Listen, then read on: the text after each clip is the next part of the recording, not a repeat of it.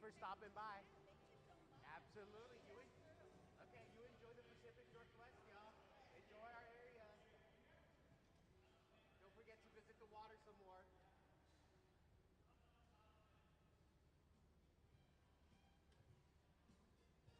Y'all having a lovely day? Wonderful.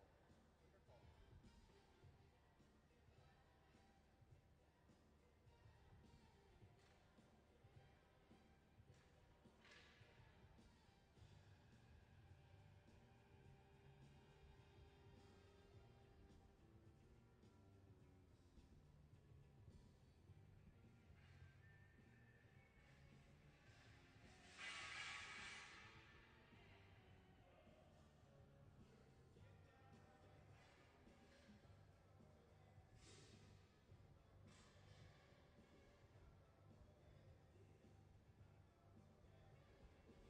Yes, thanks for joining us down front row and center. A great place for videos is also the top balcony of the museum. It is a stellar place, really inside look on the glass-making process. Making a bowl similar to the one we see on our metal table down here. We're going to begin our day with that, and then later on, we'll start using some of this material down here.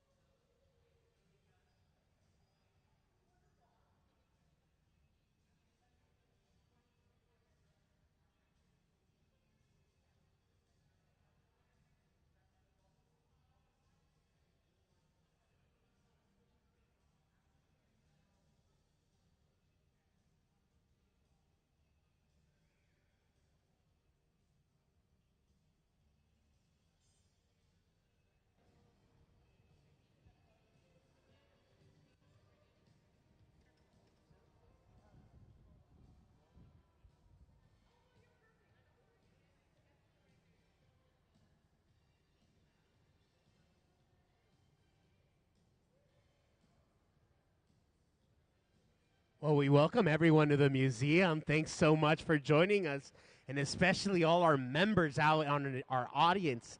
Thank you so much for your generous support.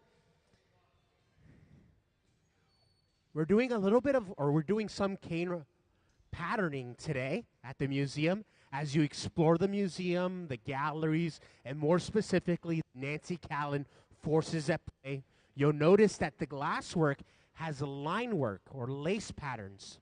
That material is done, or that technique is done by what we're seeing here today, our cane.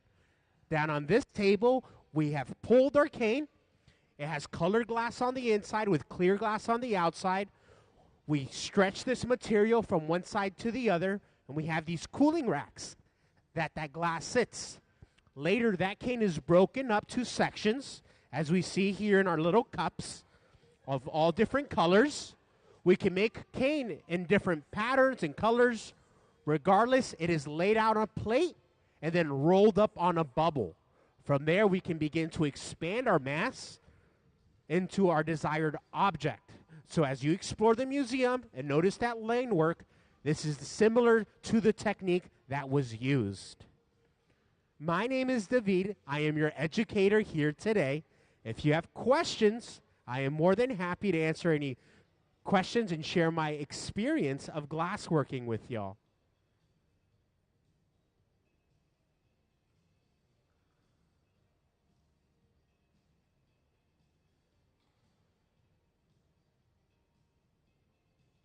Yes. Our hot shop team has been working together since almost the start of the museum, which was since the early 2000s. Our team has an incredible talent. They work with various artists around the globe. We have a residency program here where the museum invites artists from across the world. And it's up to this team that we see here today to explore their ideas and translate them into glass.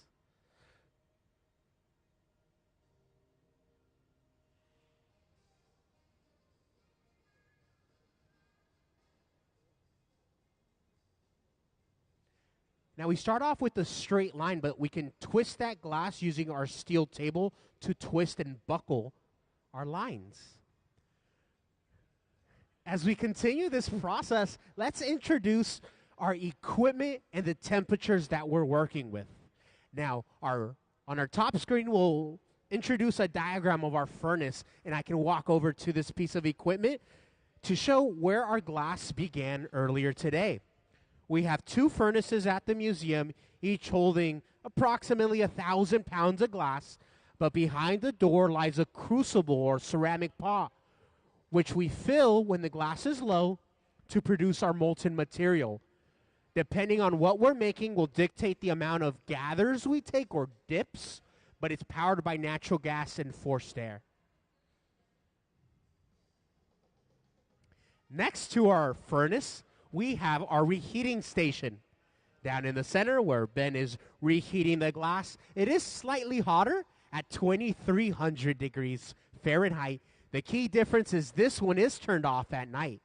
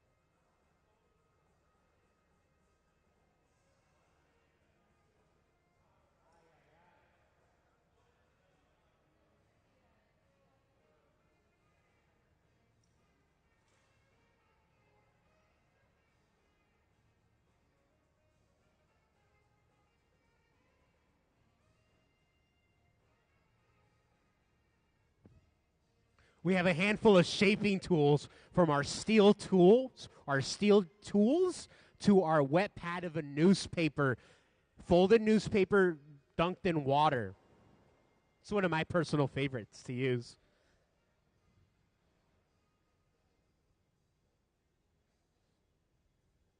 Yes. What's the hardest shape to make? I would say some of the more simple shapes, like a sphere, because if it's irregular, your eyes notice it right away.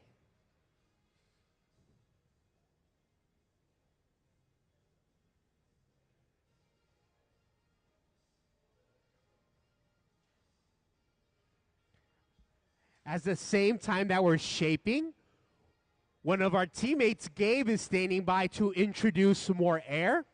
We're blowing about the same air pressure you use to blow out a candle.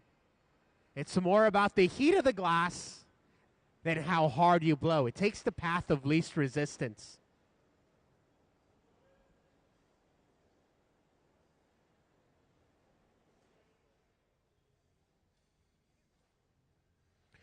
The propane torch is approximately 2,500 degrees Fahrenheit, and it's how we can isolate heat in a specific area. Now that we have a bubble, we're going to squeeze a constriction, which will separate our vase from the steel rod itself.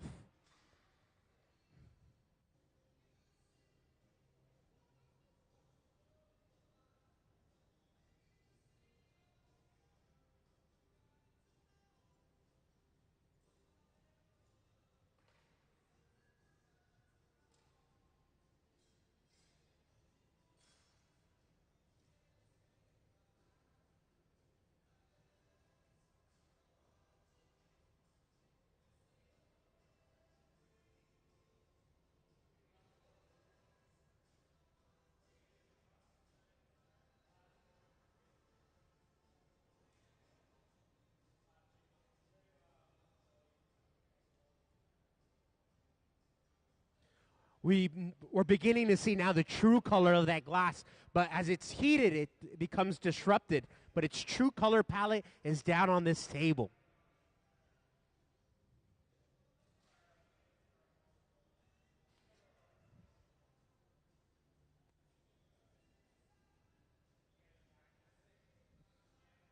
Welcome to the museum. Thanks for joining us.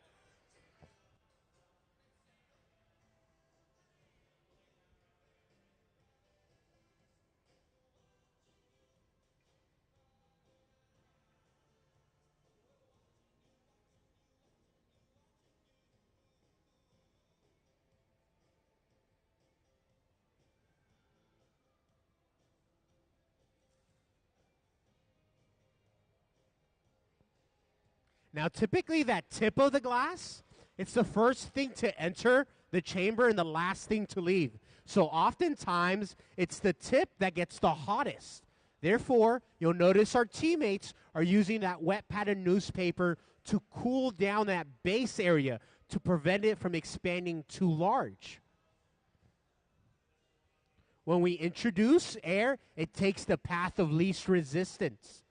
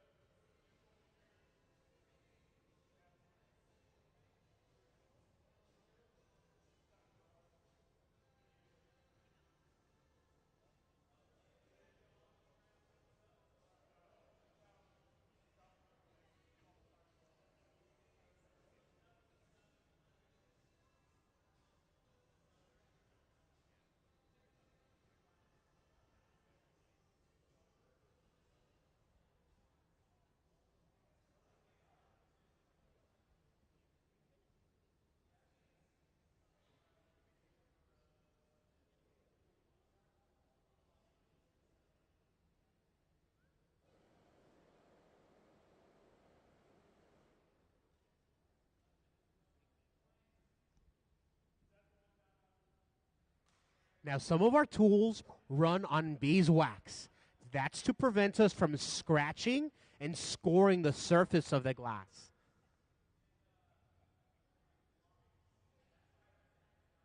Doesn't the beeswax smell? Absolutely. And then sometimes you'll even see it catching on fire. We just keep reapplying it throughout the process.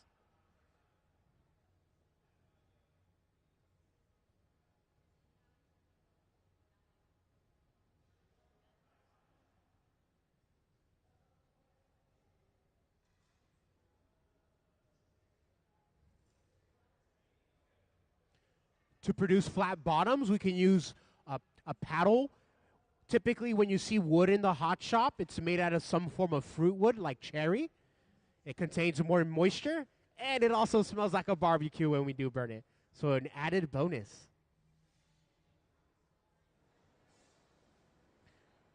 Now the rod, the steel rod that we are using, is specifically made for the process, the offhand glass blowing. So it steals a lot of heat.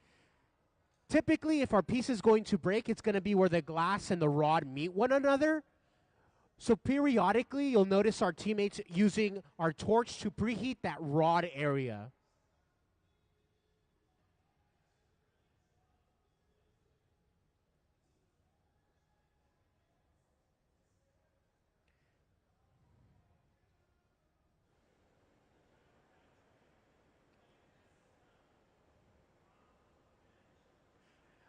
Now our gaffer, Ben is the gentleman sitting in the center of our studio. He's the conductor of our demonstration today.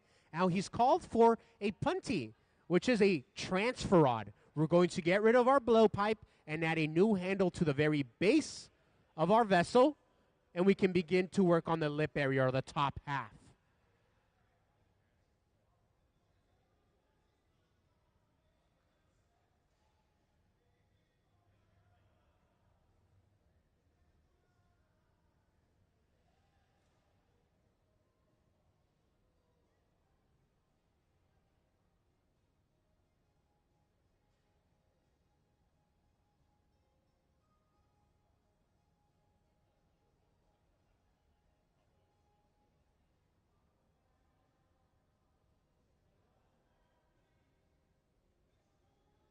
Early in the process, we made a break-off area. We can add water in that constriction, and then when we tap, the glass breaks free at its weakest point.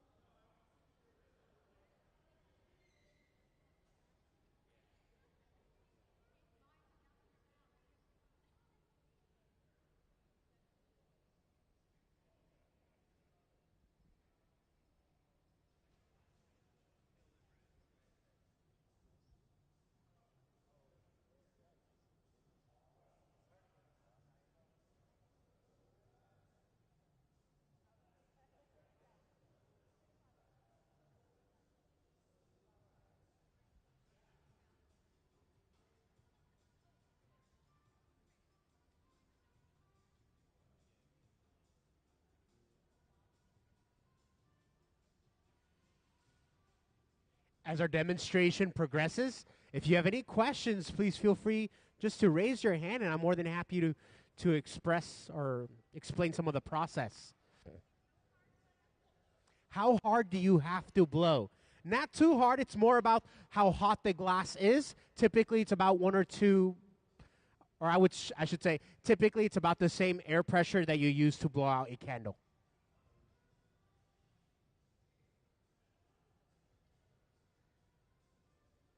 Now that top area where we place our constriction, we also condense the glass in that area, so oftentimes it's the thickest part of our vessel, so we can pull that thickness and then remove it. Hand-blown glass typically goes through some form of a thinning procedure.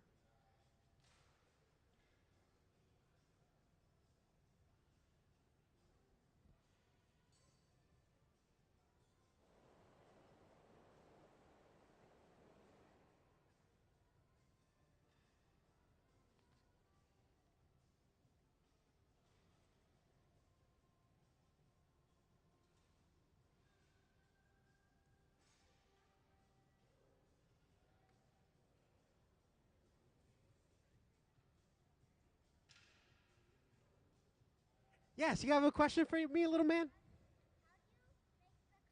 How do you make the color? That's a wonderful question. So color comes to us in a bar form. The way that color is made is we add metals.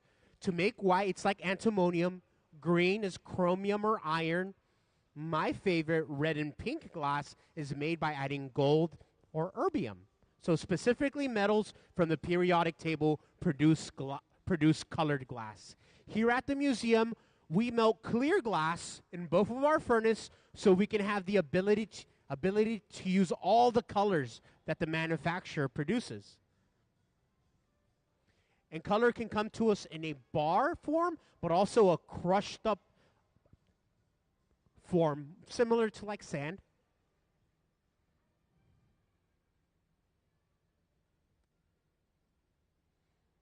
Now the next step for our picture is to add a handle. Some of the objects that we produce today will make their way eventually to the museum store, where our members also get a 10% discount from our museum store and our cafe.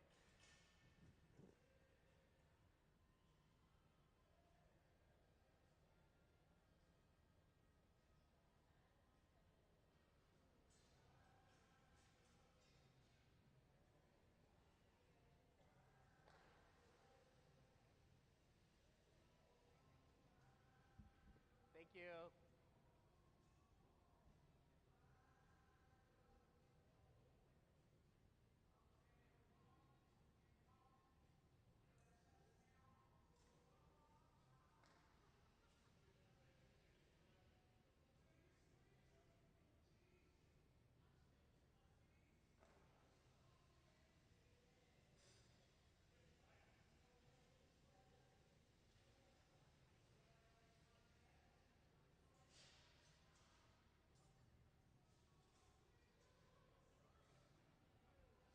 It really is very fascinating to see the process start to finish, from its cane start to being rolled up, melted, twisted, and then blown.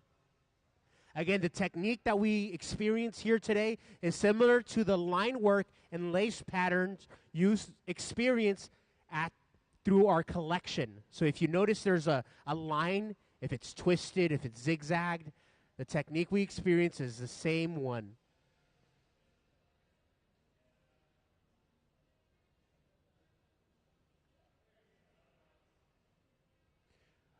The next step for our picture, before it makes its way to the store, is to be placed inside of an annealing oven. The annealing oven are the ovens on our two sides. Today we'll be using the one on our left-hand side, on your left-hand side. It's sitting at 890 degrees, and it's the home of everything we produce here today. It slowly eliminates the stress in the glass that causes it to break.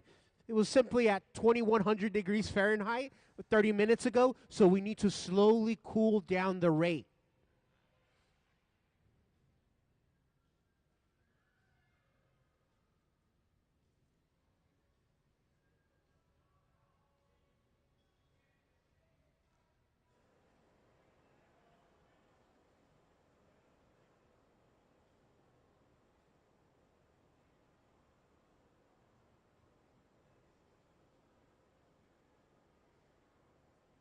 If you caught the end of this demonstration, after this piece is complete, we will begin the process again. If you're interested in seeing how we got to this stage we are at now. A little bit more torching and flashing inside of our reheating chamber at 2300 degrees stabilizes the temperature, and with a little bit of water on the end of our transfer rod, the piece will break free, similar to what we experienced in the transfer.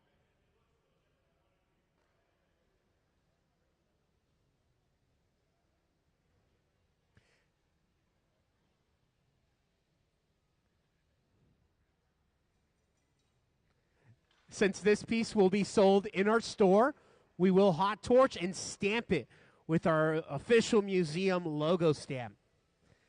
And off it goes into our annealing oven to cool down. Let's give a round of applause to our hot shop staff.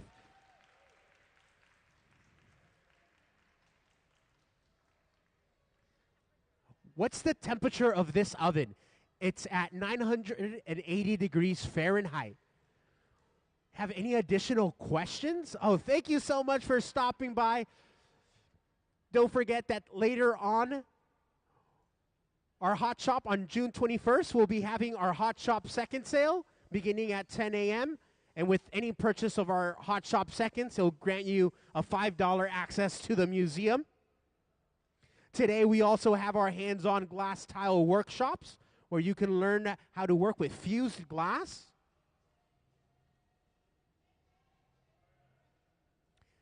Going on later this week as well, we have Third Thursday, where the museum will be open late. On this Thursday, on the 19th, from 5 to 8. And joining us beginning on Wednesday, we have our next visiting artist, Sonia Clark, from June 18th to the 22nd. Today, we are experiencing a really in-depth look into the artist studio, but annually we host about 50 visiting artists from across the globe, and our Hot Shop staff we see here today will translate our visiting artists' ideas into reality. Again, that begins this Wednesday, culminating with an artist lecture by our visiting artist, Sonia Clark, on the 22nd. Thank you so much for joining us. I see a handful of museum members. Thank you so much for your generous support here at the museum. Thank you.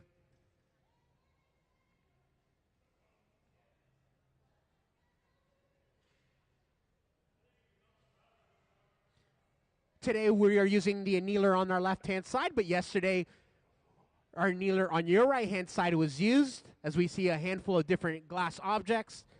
We have decanters that were made yesterday for our annual gala fundraiser. Thank you. One of my favorite places to experience the museum is always the top balcony, where we have some beautiful artwork by the maestro Lino Tagliapietra, as well as a really in-depth look into the glass-making process. As the museum is inherently a makerspace, providing public access to glass-making demonstrations.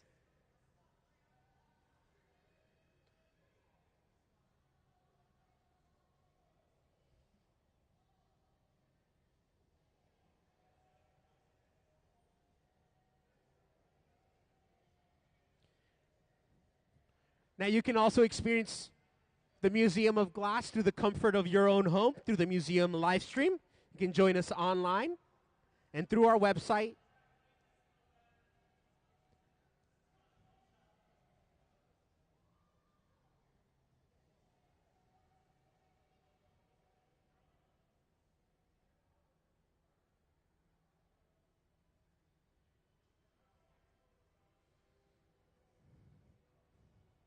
You can also join our museum family through the purchase of memberships.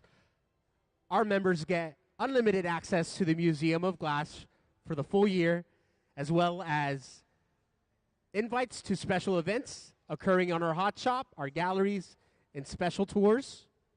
In addition to a 10% discount in our store and our cafe.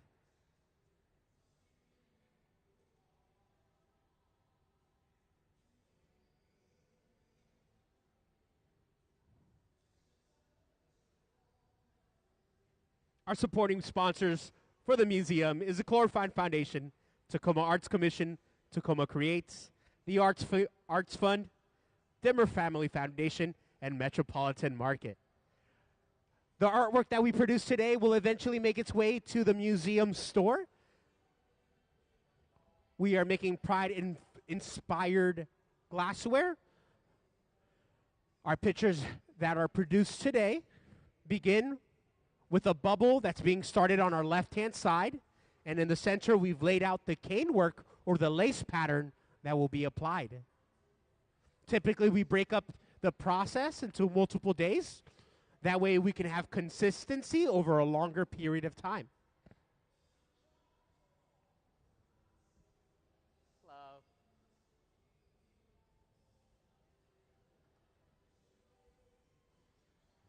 Our process begins with gathering up material from our furnace, We will gather up enough glass a handful of times and then roll the malleable material on top of our cane glass to apply the lace pattern. My name is David. I am your educator today. I am more than happy to share my knowledge and experience of working with glass, but sit back, relax, and enjoy our demo.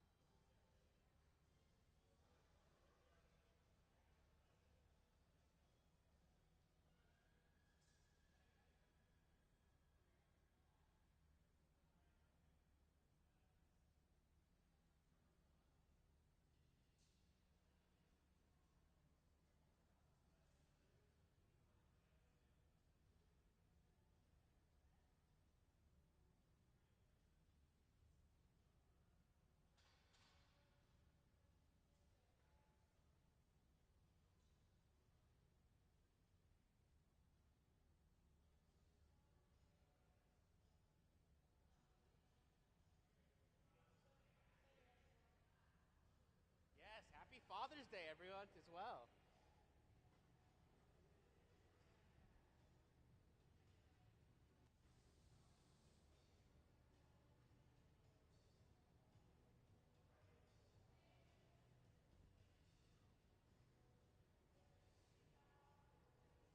Today we are making a handful of vases that will make their way to the museum store. Right now we're preparing to add the lace pattern or the canework pattern.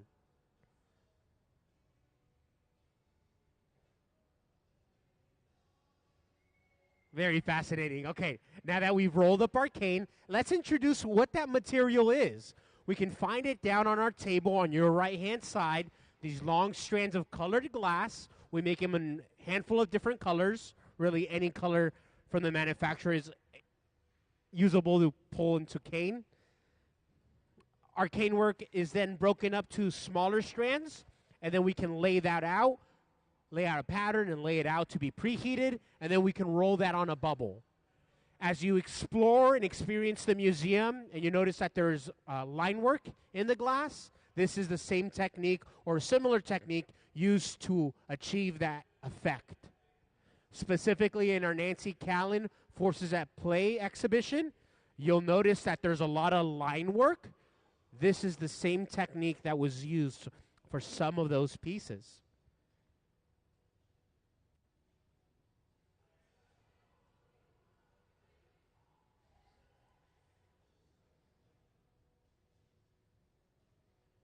As we're beginning our next object, let's introduce our equipment and the temperatures that we're working with. We can begin with our furnace, and we can even have some diagrams on our big screen to simplify this. Our furnace holds approximately 1,000 pounds of molten glass, and we have two of them here at the museum on each side where the doors are located. Next door to our furnaces, we have our reheating stations. Key difference, there is no glass inside of these chambers. It's at 2,300 degrees Fahrenheit, hotter than the furnace, powered by natural gas and forced air.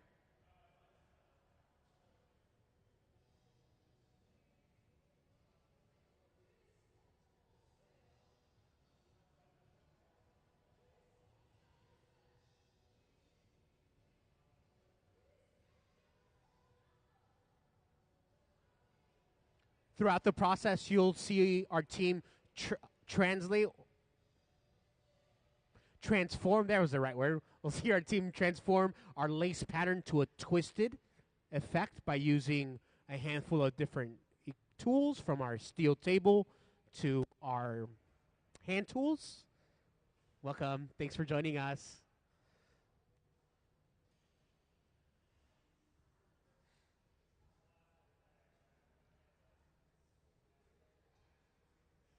And as our process continues, once again, we are making a picture for our museum store.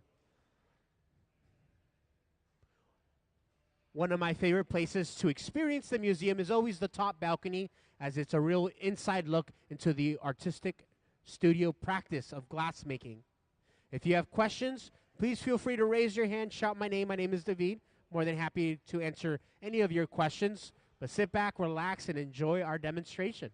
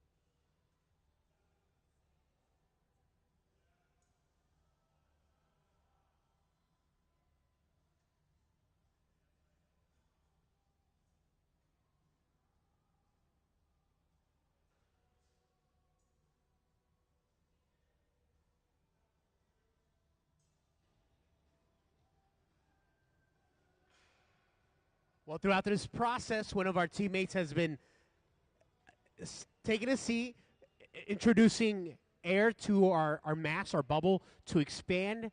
We're only using about the same air pressure you use to blow out a candle. At the same time, we're using a handful of different shaping tools, our steel jacks, as well as a wet padded newspaper. We can also use a wooden paddle to produce flat sides on our piece, as well as shielding our teammates from the radiating heat coming from the glass. Once again, the reheating station is approximately 2,300 degrees Fahrenheit.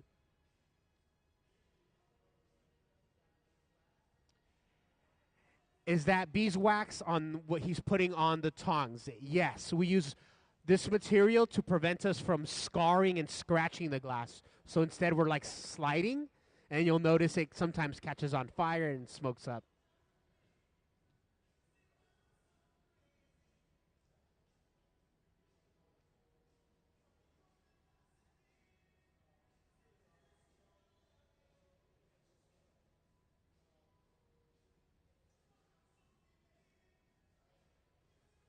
If you're just joining us, we are currently producing some Pride-inspired glassware for our museum store.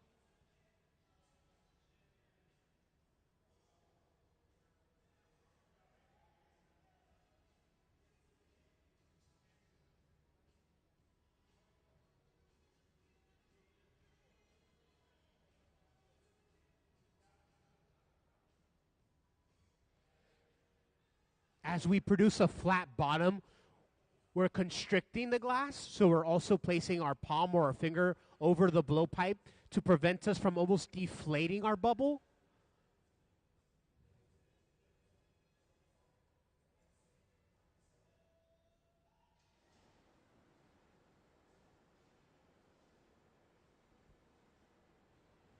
The next step for our pitcher is to transfer it onto a new working rod. So we'll break off the blowpipe by attaching a new rod and adding water to the break-off area, our jack line that we made earlier in the process.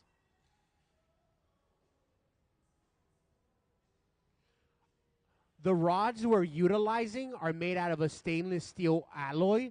They've been specifically made for the offhand blowing process we experience here today.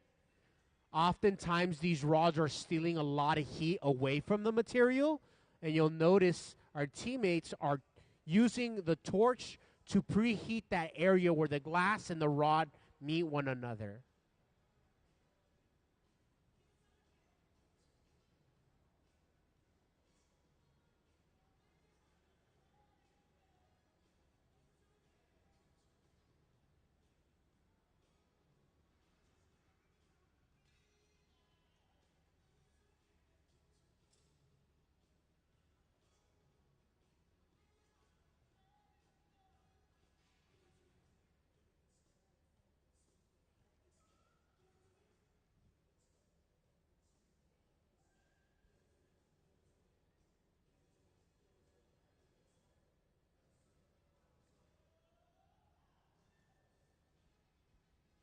The new rod is added, and waters will be placed in our break-off area we made earlier. And with a slight tap, the glass releases at its weak spot.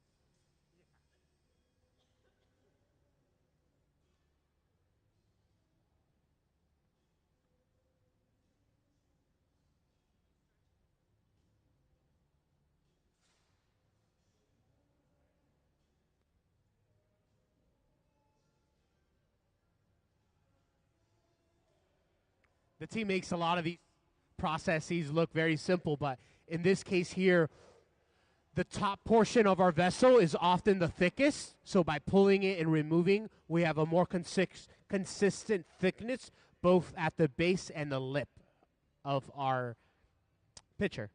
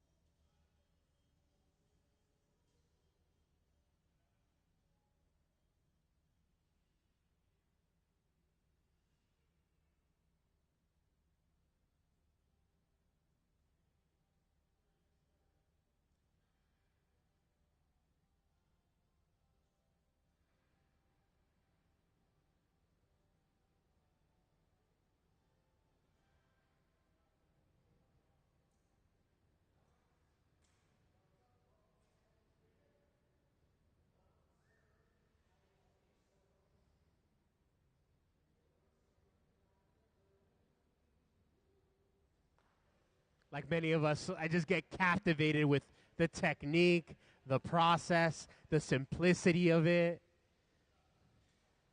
Now that our handle has been attached, the next step is to add the spout.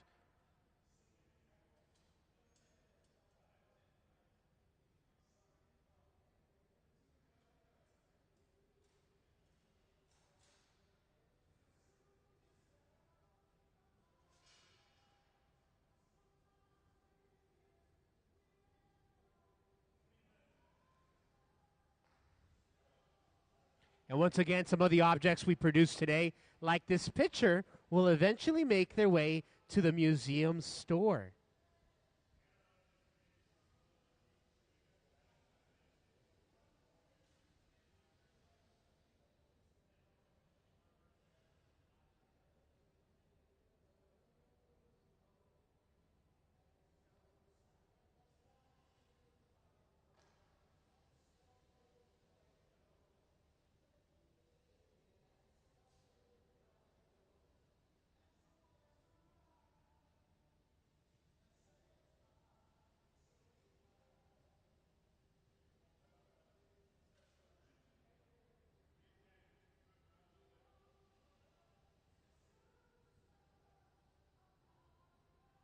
Now that our picture is complete, the next step is to gradually cool it down back to room temperature. If left out in the open, it's simply going to get too cold too quickly. So we'll place it inside of the annealing oven on your left-hand side, where it's sitting at 890 degrees, and it'll slowly cool down everything we make today overnight. Depending on the thickness dictates that annealing time, but for today's objects, 12 and a half hours or so is plenty of time.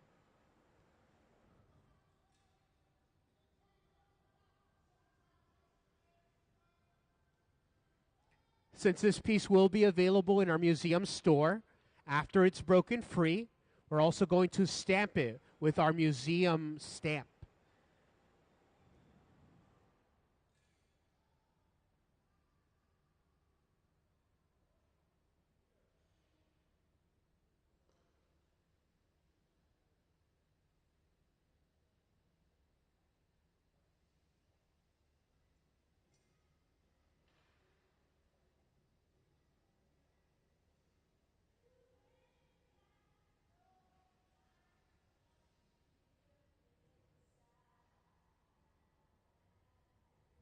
What a wonderful job by our Hot Shop staff.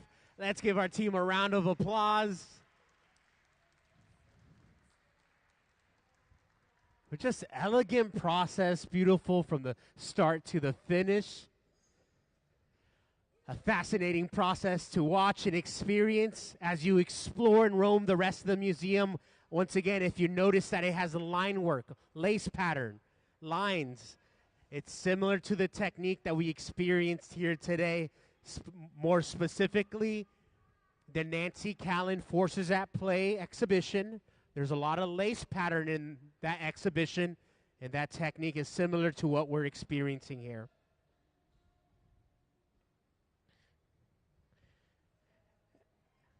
As our process continues, the Museum of Glass has a handful of different events going on later this week and throughout the month.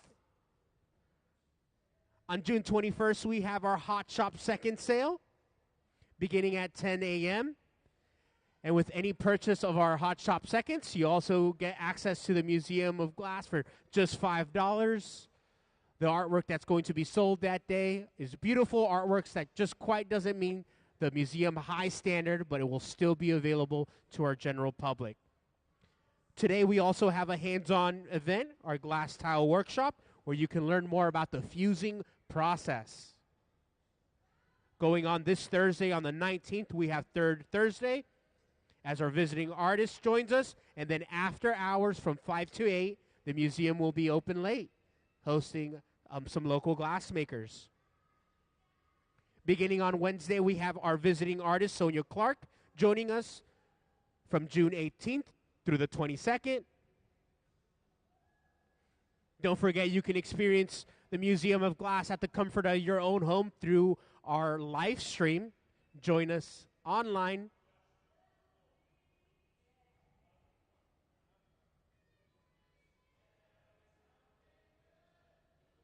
We'd like to give a special thanks to all our museum members. You can also join our family and be part of our membership program, where you get access to different events,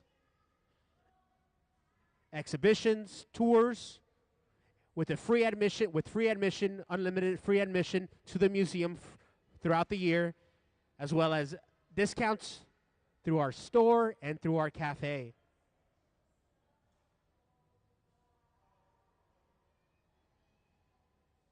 All our members get a 10% discount to the museum store.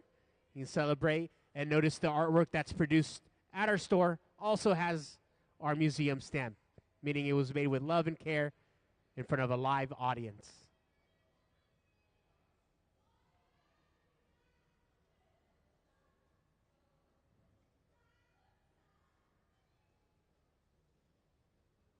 Thank you.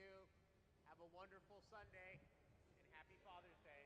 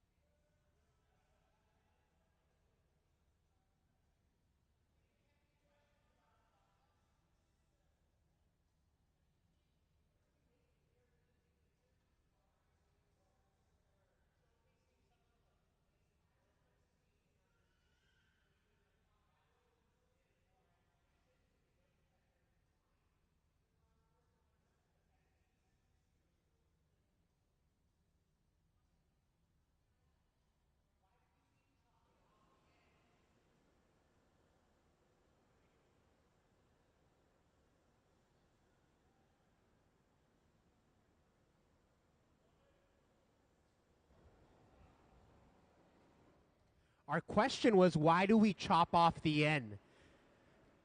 We can do a handful of things. We can stretch the material, but we're also making sure that the termination to the lines end at a singular point.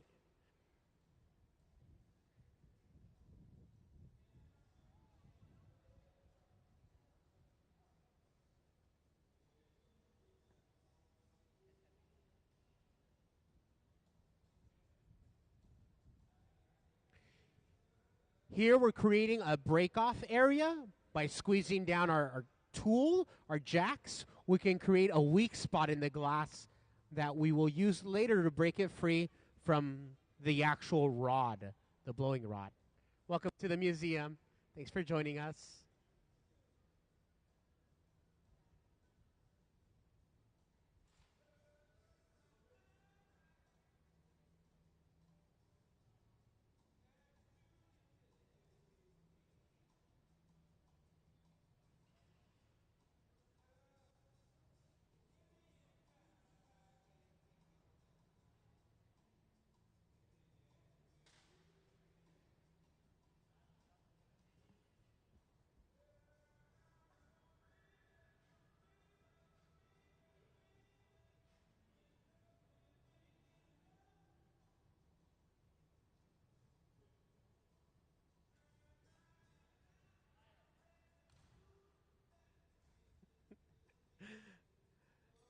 We have a handful of different shaping tools, from our steel jacks to our wet padded newspaper.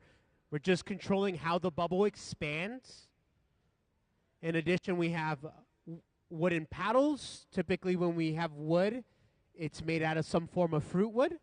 Contains more moisture, lasts longer, and an added bonus, it smells like a barbecue when we do burn it.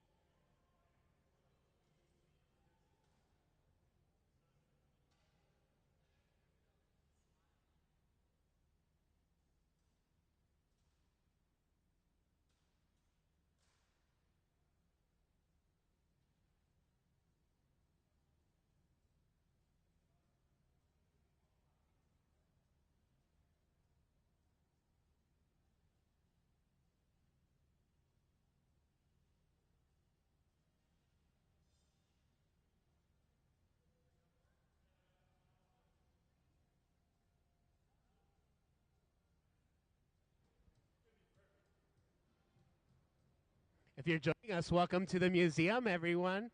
We are in the mid or ending process of creating a picture with a colorful color palette. We have some examples of the line work here, the cane work. These long strands of glass are then broken up to smaller strands, laid out in a pattern, and then we roll it up on a bubble.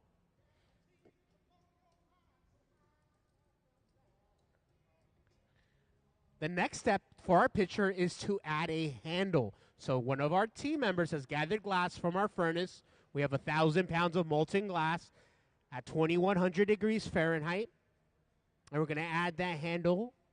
And then after that, we can add a spout.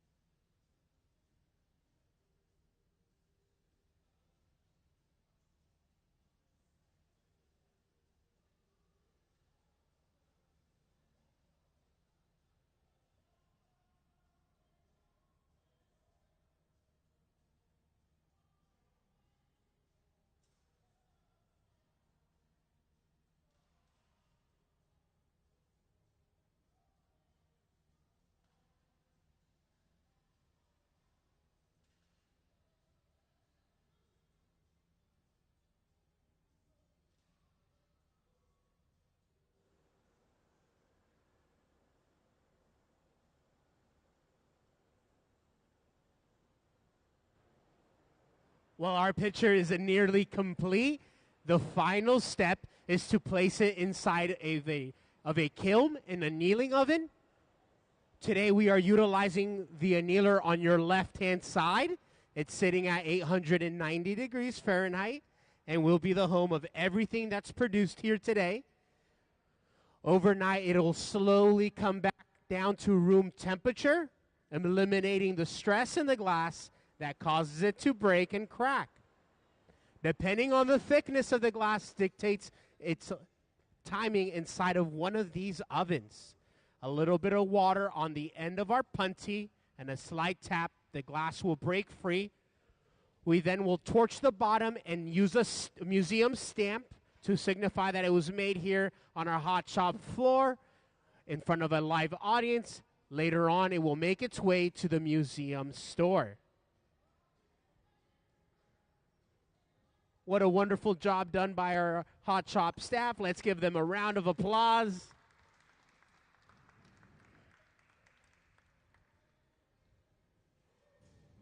Oh, what a beauty. That is just gorgeous. Once again, we experience in the line work pattern as you explore the museum. We are going to go on a lunch break, but as you explore the museum, specifically the Nancy Callan forces at play, you'll notice that the glasswork often has a lace pattern.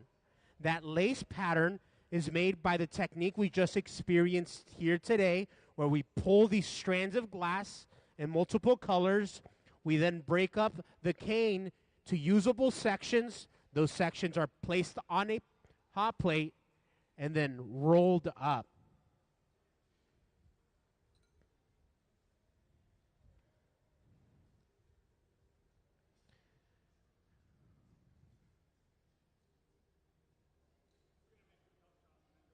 Okay, wonderful.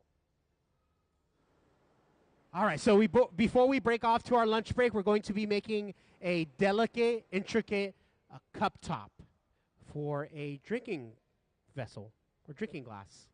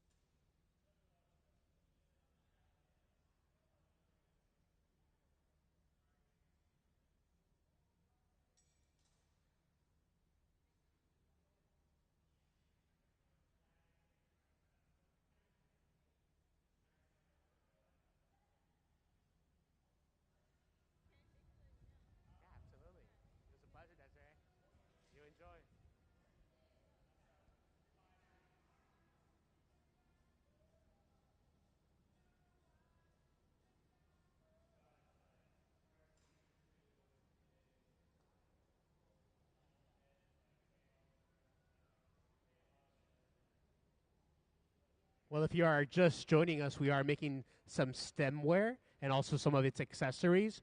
So throughout the day, when we don't have enough time to make a full-on vessel for our store, we will make maybe like a goblet or a fancy drinking glass or even a cup topper to go on top.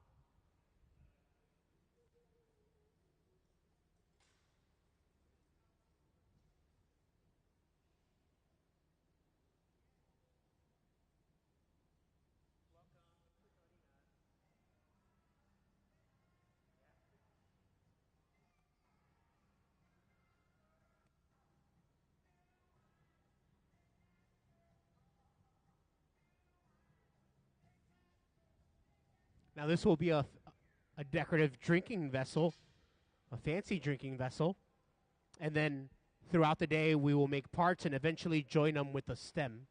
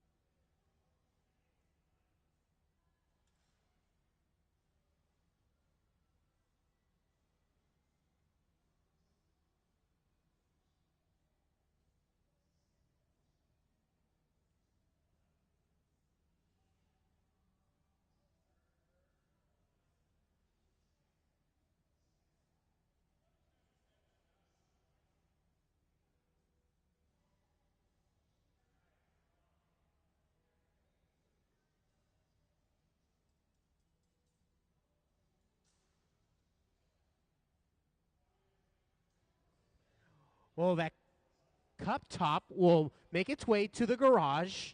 It's a temporary oven. It's about 1,000 degrees Fahrenheit. We have parts to cups, also the color we wish to use today. And eventually that cup will make its way out when we make a stem and then join them together.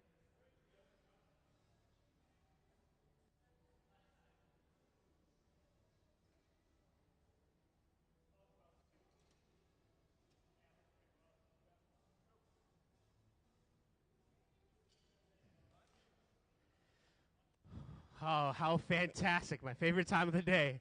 It is our lunchtime. We thank everyone for joining us for this morning half of our demonstrations. Our demonstrations will return in 1 hour, and we can continue to create some vessels.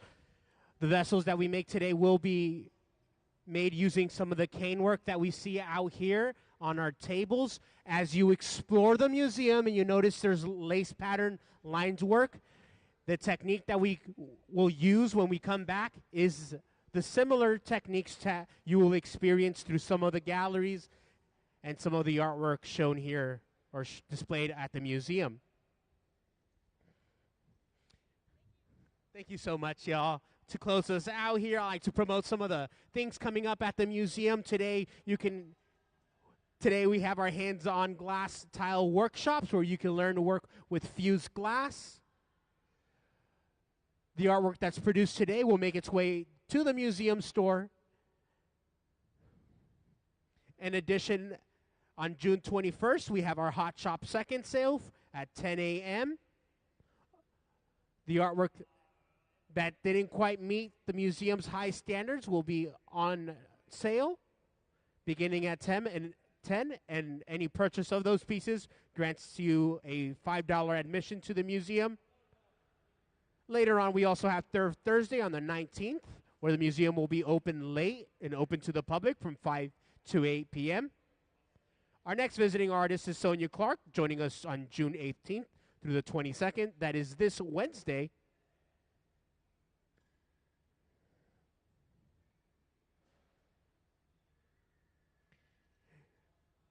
Following by our membership program, where you can join our family and earn unlimited and free entries to the Museum of Glass, as long as special events and discounts.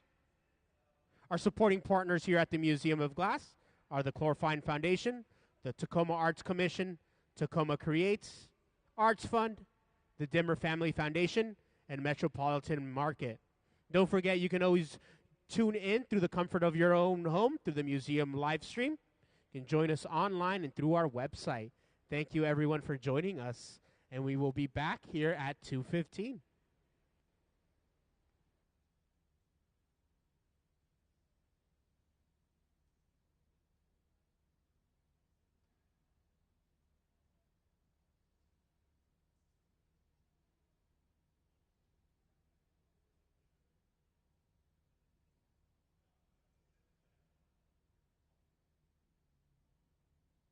My name is Tarika Waters, and I am originally born in Richmond, Virginia, from the DMV, DC, Maryland, Virginia area. I am making a windshield for my rocket ship. So I have a solo exhibition coming up at the Seattle Art Museum. It opens May 7th, and one of the featured pieces is a giant powder pink colored rocket ship. I've been working on a series of ball barrettes over the years, some various mediums. My recent series, they were all done in glass. So the task here is to create a windshield for this rocket ship that kind of favors and lends to some of the those rounded organic shapes that are heavily featured in the exhibition. These ball barrettes have significant meaning. This rocket ship houses two pairs on either side, and so the windshield will essentially be an amalgamation of a spherical element, similar to like if you would blow bubbles at the end of that wand, where those bubble clusters just kind of come out and just fall alongside the wand, just kind of going for an organic shape. When I found out that I was going to be doing a solo exhibition at SAM, they wanted to give me enough time. I create immersive installations, so that requires a lot of planning and building out and that sort of thing. But when the year was 2025, that meant a lot of things. So I just knew that, hey, we're here in 2025. The exhibition is called Venus is Missing, and it's rooted back in my early childhood days in Richmond, Virginia, and it's focused on a specific time. I'm an 80s baby. I was born right at the height of the 80s, where the times looked a lot different than they do now. Not by much, but that was the onset of a lot of consumerism and just vibrant, saturated colors, a lot of distractions, television, just pop culture all around. For me, I like to draw from these elements that are symbolic of that time, symbolic of my childhood, that are, they are ubiquitous, but because they fit particularly into my narrative, then I can kind of bend and shape what that story looks like specifically for me and people who look like me. And so the ball barrettes have been a really great kind of anchor point in that I'm able to tell various stories with just that one specific object. And thinking about my 6-year-old self sitting on the carpet, we only had 3 channels. We couldn't afford cable. That was fancy. People don't even know what I'm talking about when I talk about cable. But just that space of play and imagination when you're surrounded by a lot of adult things where you just don't understand all of what's happening, why all these things are happening, and you're self-soothing, So with the show at SAM, I'm finally able to budget for a team of folks that can come in and help. When this residency came up, this was like, this is perfect, because I can then have that extension of the series that I was working with at my solo exhibition a couple of years ago that featured those glass ball barrettes at the Museum of Museums, and then kind of keep that story going. I think after SAM, this might put the cap on the ball barrette series. Like, I'm just trying to complete this circle, no pun intended. Everything is, I feel like Sesame Street, brought to you by a circle. Yeah. My name is Corey Pemberton, and I'm from Los Angeles, California. I'm a painter and a glass blower. I dabble in textiles, and I run a nonprofit. This week at the Museum of Glass, I am working to translate some quilt patterns that I've been studying into glass Marini patterns, making some intricate sort of tiles that will eventually adorn the surface of some vessels. This whole interest started when I was gifted a book called Sweetgrass by Sonia Clark, who was the department head at Virginia Commonwealth University where I was going to school, and it was about those sweetgrass baskets. She knew that I was looking at them and was vaguely interested, and that act of her giving me that book or turning me on to that text felt in a way like I was being given permission to investigate my African roots. And I am of mixed race, and so sometimes I felt a little bit like it wasn't my place to investigate that sort of work or those sorts of interests in my work.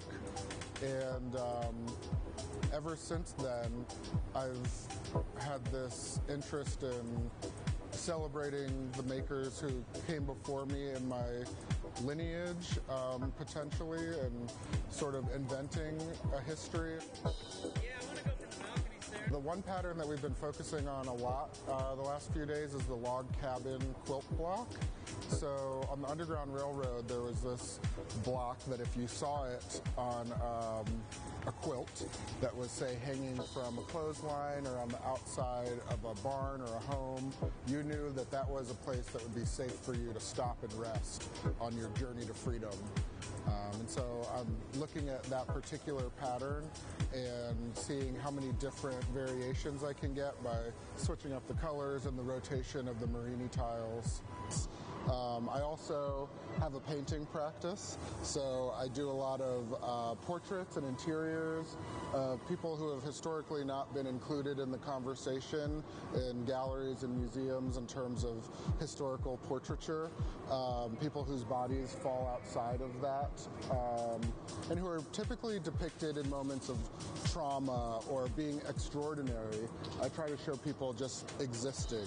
It's just been a really amazing opportunity already. We're only halfway through, and I knew it would be special to have this amazing team here at the museum work on my designs, but there's all these little things I didn't anticipate, like how the work and the designs would develop with the minds of all of these craftspeople. They're not just technicians, they all have their own background in art and in craft that is informing the stuff that we're making this week. And so yeah, I'm going to leave with a lot to mull over and expand upon, so I'm really excited about that.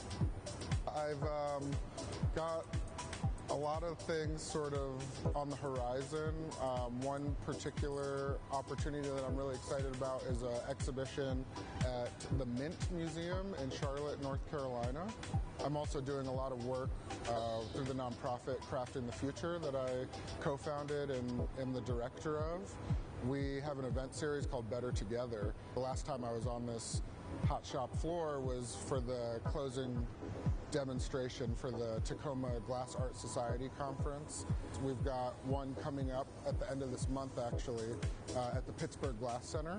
So getting ready for that, really excited. We'll have a team of black and brown craftspeople coming from across the country to celebrate one another and invite the public in to learn about glassmaking through our lens. So those are a couple things that I'm really excited about.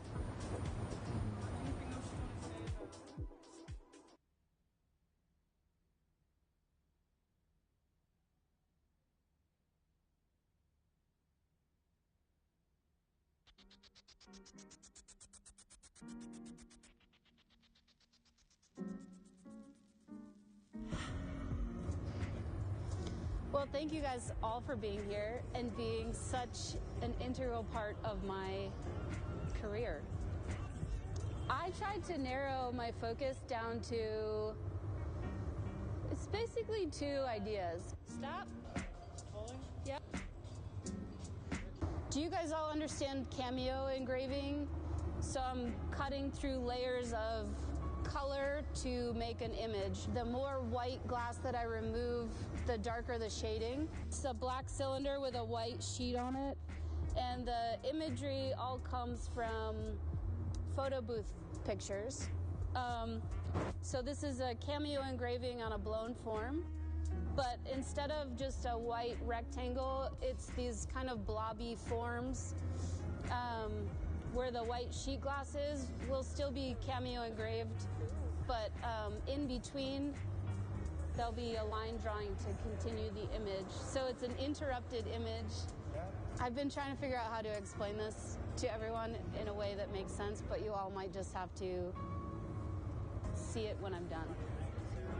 Yeah, I actually went to college for 2 years for animation before I got into glass.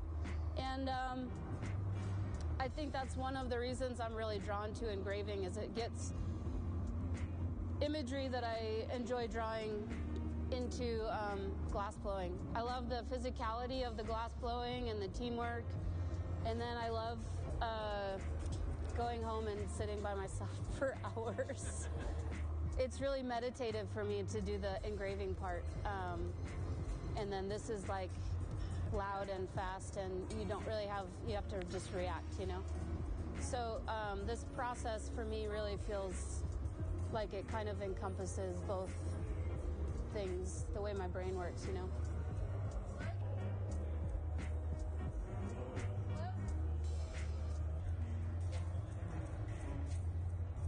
A little blowing.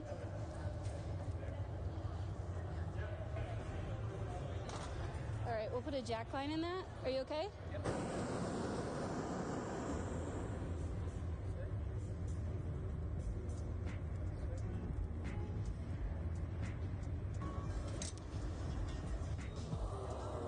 Yeah, I just want to blow it up now, Nick. Okay.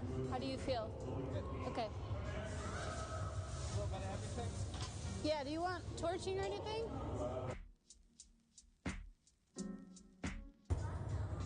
Is that the cerise? The cup? Yes. Yeah, left side. Can we do one more? Yeah, I got it.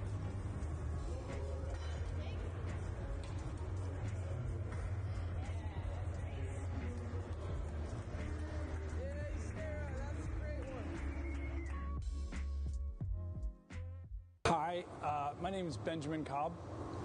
I'm the hot shop director and one of the glass blowers here at the Museum of Glass. Originally, I'm from Newport, Rhode Island, and I've been living in Washington State for 22 years. Yeah, I would describe myself as a maker or an artist. I pursued glassmaking in art school as a material, and then I was always interested in the process of glass blowing, the pursuit of sort of technical excellence, sort of a lifetime learner, if you will, and a problem solver. So I like to have all these techniques sort of packed away in my brain so that as I think about what I want to make, I might be able to pull from that to realize my ideas. I spend a lot of time outdoors with my family. We spend a lot of time on the water, fishing, hiking, camping. So a lot of time to take in sort of the natural wonders, as it were, and be inspired by them. Very lucky to have Olympic Color Rods sponsor me this week, and use this time here at the Museum of Glass to experiment with those. And one of the things I've been wanting to try for a while is layering up three colors. The pieces that we were working on today it's sort of a general leaf shape with a bunch of lines in them to sort of represent sort of that visceral systems that you see in the leaf. I'm not trying to recreate those things, just inspired by it. The microcosm of things that are around you and sort of blowing them up to draw attention to those details. When I first started showing work, I made a variety of things that were sort of based on human anatomy. So I came up with this idea. I started making these forms that were sort of these abstract stomachs. They're very slick, modern looking pieces. when I first started sort of making these, it was two colors, right? So a transparent over an opaque, and you get this hyper saturated surface. But that would just make the interior that one opaque color, which was typically, in this case, it was blue. So I wanted to figure out how to add something more in there. So the interior of this thing is this bright yellow, and then there's an opaque blue, and then there's a transparent blue. That modern form is kind of stuck on a pedestal. Somebody might see it across the room and walk over to it and be like, wow, that's really cool. And they read the title card at the base of the pedestal, and you could see their sort of demeanor change when they read the word stomach. They would get like, ooh, they kind of cringed. And I don't know, that was almost more interesting to me than the actual work.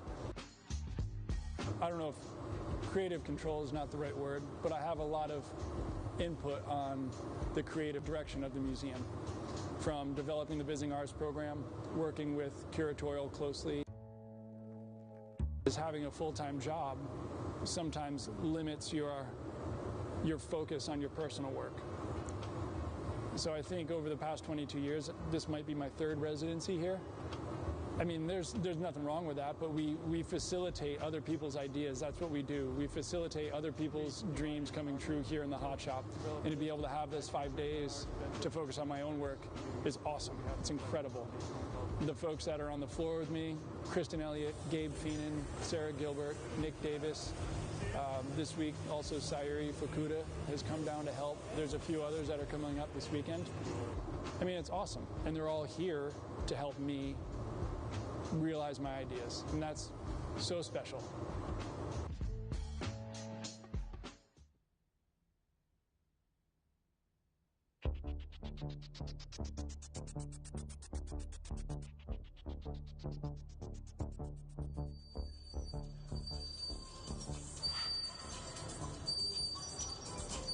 All right, start to go flat, Nick. Yeah, Jordan, push it forward. Stop.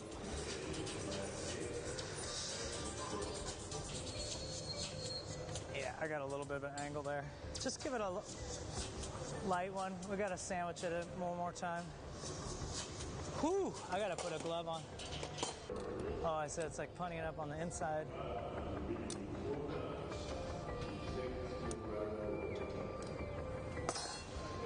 I'm sure it's in like beautiful,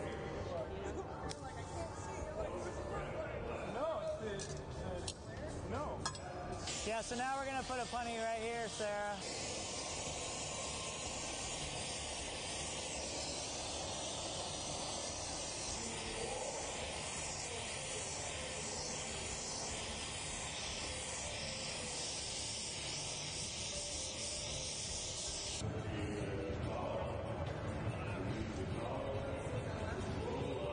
Ben, you wore cargo shorts so long that they come out of style, in style, and back in style.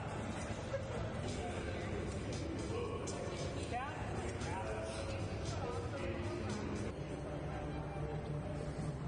I could have kept it on. I'm going to need some ramage. Ramage.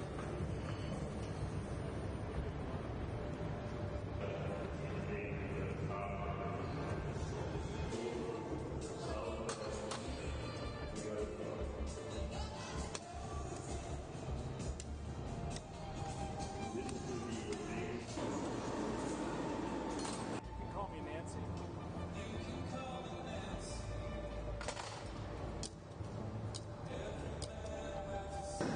I'm just cooling it. I'm not choking it anymore. Ooh, this is leaking. Got a little air on it? It's sitting right now. Okay. You ready?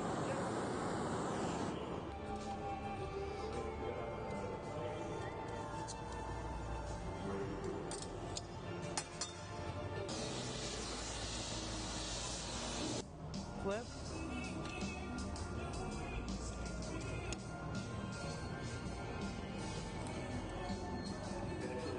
Pull, Sarah.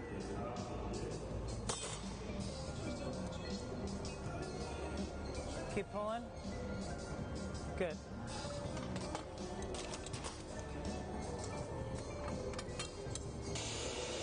Flip.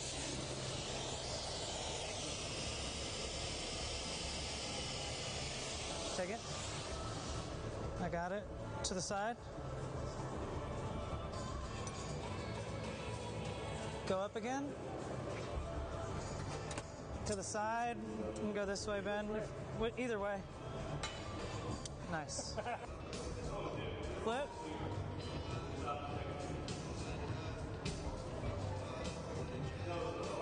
Start torching up there, Nick. Pull, Sarah. Stop. Let me get the other torch. Good. Now I'm going to get out real quick. Hui. Have me some tweezers. We'll make some small stuff tomorrow.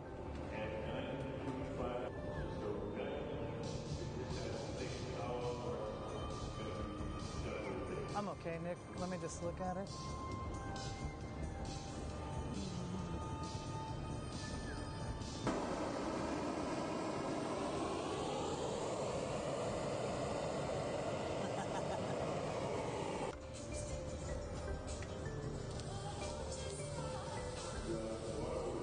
How's it coming off? You want it flat or on edge, Nick? Edge. Flip. One more flip. All right, take it.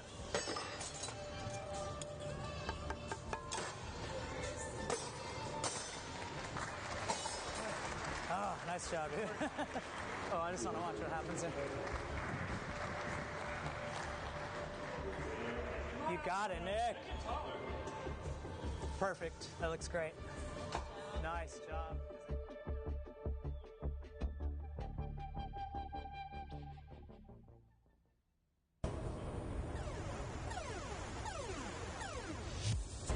My name is Eleanor Anderson, and I currently live in Hamtramck, Michigan, but I'm moving to Portland, Maine.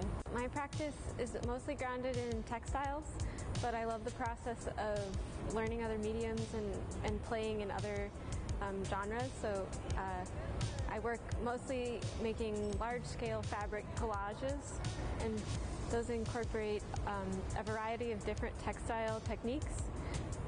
Sometimes weaving, sometimes knitting, sometimes hand embroidery. I think a lot about the human urge to play. Compositions where I stay fully engaged in the whole process. I don't have a preconceived plan before I go into them, so they really come about in a emergent way rather than a pre-planned sort of like I have a sketch or something like that. I came in with a lot of experiments that I started during the residency at Pilchuck, and then this week they're all getting a lot bigger. We're making some glass bricks or squares that I'm going to be later using in an installation. And I've also been experimenting with flame marking stringer into a knot pattern, and so these are getting applied to different vessels, like some bowls and vases. I think this afternoon we're going to do like a smushed cup, a bunch of cups that kind of like get compressed. I think they might be, maybe they'll exist on the blocks, or maybe they'll exist on a table or in constellation with other works. But I just love that. I love that they're so vibrant. I love that they stay luminous, and they can be both matte and transparent and sandblasted or shiny, and the light reflects and they glow. It's really like a collaboration between me and the material, or me and machine. I'm Cedric Mitchell. I'm a Los Angeles-based glass artist. I think, as an artist, it's just, you have to, one, believe in yourself. And then, I spent a lot of time with perpetual practice. I come from a production background. A lot of my influences come from Editorial Sotsas and the Memphis Design Group, Nickelodeon, so like childhood cartoons and like old school 90s and 80s toys that came from that era. And then also playground equipment, incorporate bright and vibrant colors, and with a mixture of like these black and white stripes and these crazy like busy patterns. Glass was like a wide open lane. Like when I first started blowing glass, just doing research on like famous black glass artists and realizing that there weren't very many of those people. So like my search results generated like Deborah Moore, Thurman Statham, and Shay Rhodes. Those are like my 3 reference points. And then just realizing that that needs to change. So instead of like looking into them, it's just like becoming one myself. I was like, so it's like a beam. Like I usually like make these really tight, crisp forms and things like that. But you know, I started talking about this thing called the modern funk aesthetic, and then I started looking at my stuff, my work, and it's like it's not funky enough, you know. So like making it a little more funky, like adding like this crazy wild pattern and like some softer type shapes where it's not super crispy, and then maybe off center a little bit, and then some elements are still like straight, like it's straight here and straight here, but it's like a little funky in there. And then you're still using like those traditional techniques like Marini and Kane, and then the Encamo technique, but then like trying to make it mine. Yeah. And the background is that pink? It'll be opaque, so like opaque color. So the first color I think type effect. And then also like planning to like how can these vessels or these patterns that I'm creating with traditional techniques also roll over into like fashion. You know, fashion also plays a role as me being like a former musician or a rapper. So like being highly involved in fashion and staying in tune with those things. And then also like hip hop as well, like the graffiti art, the cheetah print came from like fashion, like back in the 90s and the 80s where that was coming about. And then also like wrestling, so like those, my favorite wrestlers also had like bright colors like Macho Man and then like Sting. Trying to incorporate some of those things in my work. You know, everything that we're doing is like experimentation, so we've been just like trying new ideas of like shapes and then just, you know, figuring out what the Marinis will do, and they're like in the spaces where they're hot, where the Marini are, they create like this weird like bubbles and things. So it's a little lumpy, like a tortoise shell, which adds to the funkiness and the irregular shape.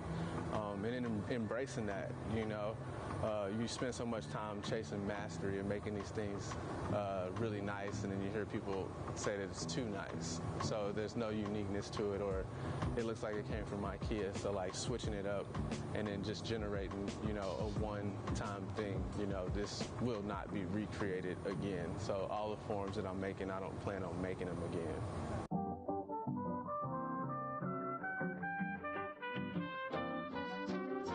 My name is Nate Watson, and I live and work between San Francisco and Louisville right now.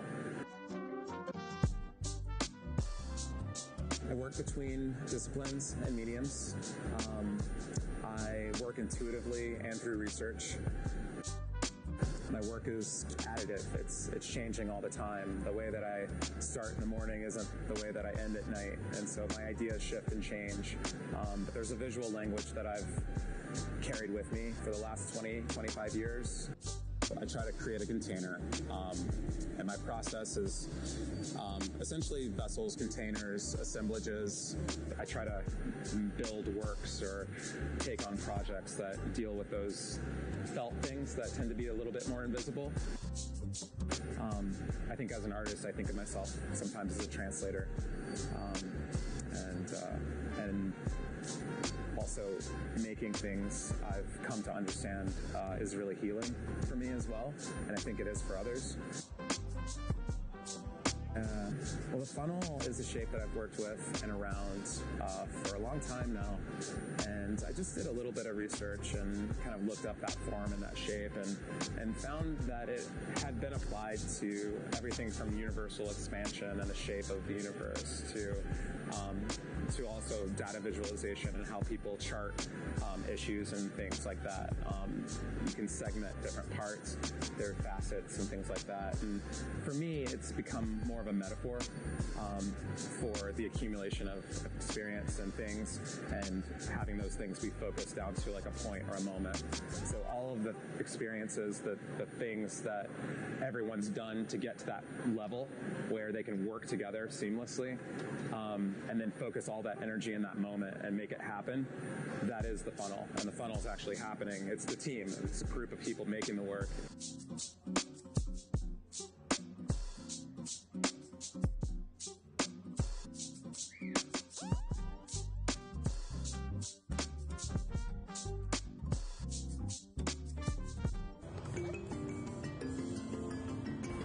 My name is Victoria Amadizada Melendez. I'm from Philadelphia, Pennsylvania. I'm an artist who works with glass, and I work with the medium in multiple different ways. Right now, I primarily work with glass in the hot shop, blowing, also neon and flame working, and then I utilize or combine these ways of working with glass depending on the idea for my piece. I'm half Puerto Rican and half Persian, so I was looking at a lot of the Middle Eastern glass in Corning's collection and taking inspiration from that. And also my mother was a collector. My mom's Puerto Rican, but she was a collector of American glass and things like, we had objects like that in our home growing up. So, I'm trying to use form as this portal to storytelling and content, if that makes sense. Like today we're working on this Persian candlestick holder from the 13th century, and I want to give it like a bit of a contemporary update, like keep these ideas in our kind of cultural consciousness or something. So I've been really inspired by these forms that are 13th century Syrian mosque lamps, and they were always very elaborately gilded and enameled and decorated. So in looking at these historic forms, I kind of wondered what my ornamentation on the surface would be and why. And so here at Museum of Glass, I'm using this stamp that looks like an eye, and for me it's referencing the idea of the evil eye, an emblem that offers the wearer protection from jealousy or ill will. I just feel like it's so meaningful to be able to sit in this bench and blow glass here at the Tacoma Museum of Glass. It's it's a big stage to be on and a huge honor, and it just feels like something I'm going to remember for the rest of my life, and something that really has brought me joy and a lot of confidence and pride in my work.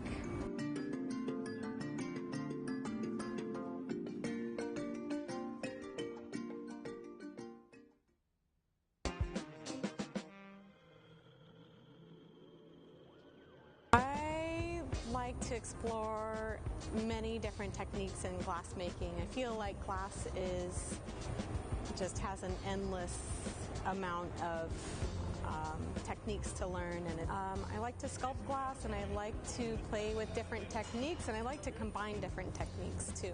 In making the ammonites, they're kind of a challenging form to make. I think that's why I keep making them. It's like maybe trying to find the perfect wave. Yeah, what I like about the ammonites is that it's just kind of a cool index fossil that dates the layers of Earth. So I think it's an interesting idea that makes me think of our past. I feel like in making the ammonites, I started to cut them open and see what was happening on the inside. So I felt like what do I really love from that? What do I really love from that? Does it really have to be an ammonite or a shell or a thing? And then I felt like, well, let's just play around with the glass and let it do its fluid thing and make marini and do color folds and chop it up and see what that looks like on the inside. I love how you can see them turning in the shop. It's flat as it's been cut through or something, and on the other side you have this beautiful pore surface. The surface of the glass hasn't really been touched, so it has this really beautiful quality of magnifying what's behind it. So I just want to see both of those sides. So I need to figure out a way to display those.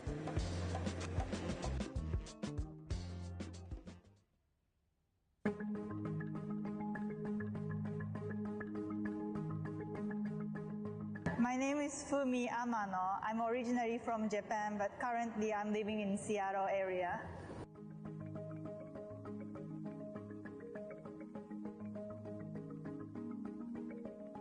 It's my first time doing the visiting artist program here, but when I moved to the US in 2013, I was in Seattle and helping lots of glass artist friends.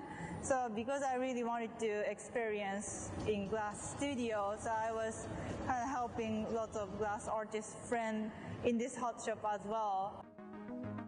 I was assigned to make a sculpture with glass for a new concourse C at SeaTac Airport. So I'm working with the museum team to create lots of rondelles for that sculpture.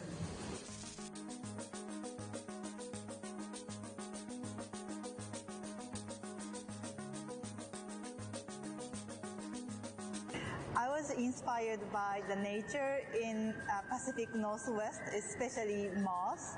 It's such a beautiful nature, so I use a lot of cans to create like a moss-looking texture on the rondelles. So it's kind of a lot of experiment in the hot shop, but I really enjoyed it.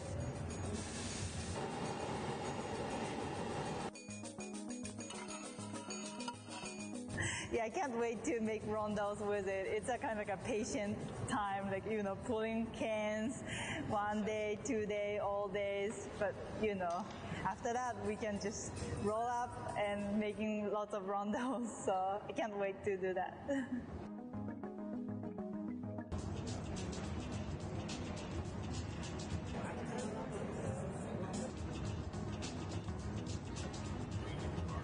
Yeah, I do use different mediums. Like I use lots of mundane objects or some like old furnitures. I use old window frames or some like bed legs or something like old recycled materials to create sculptures. And also I really like to make large-scale installation and sculptures with different materials. I was drawn to glass blowing at first. Then like I started using lots of different techniques in glass because it's such a beautiful craft material.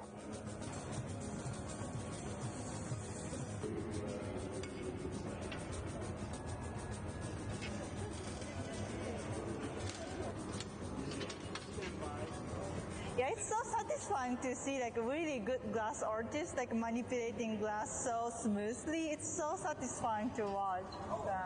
Yeah. It's gonna be a public art at the airport. The most exciting part is maybe my family could see my work when they, you know, visit me. Then they will see my piece at first. So that's I'm so excited about this project. Yeah, I really enjoyed it. Like, I see a lot like rondelles we made yesterday. Like, it's kind of like an experiment. So because I'm trying to make rondelles with kind of like a texture look like moss, it's a kind of challenging for us, like how to make and how it would look like as a result on the rondelles. So I really like how it turns out. Like I have a lot of designs on the paper, but you know, working with materials, that would change a lot how it would look like in, you know, real glass. So I really enjoy the kind of like a conversation with the material. Okay, I want to to do this, and the material answered. So now I see the answer, and now I have to, go back to the material, what I'm gonna do. So I really enjoyed that conversation with material so far.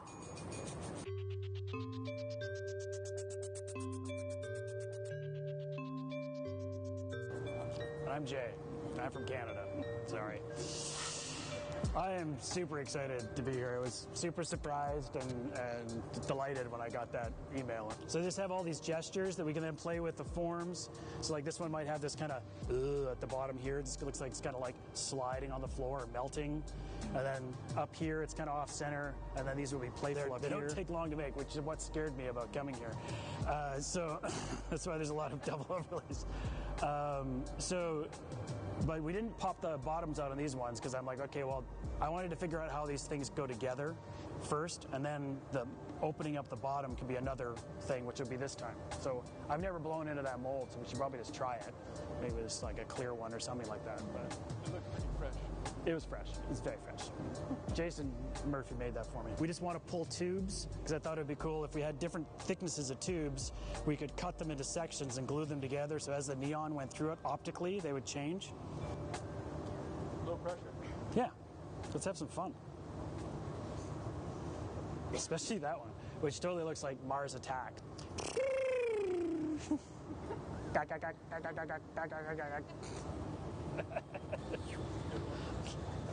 That's where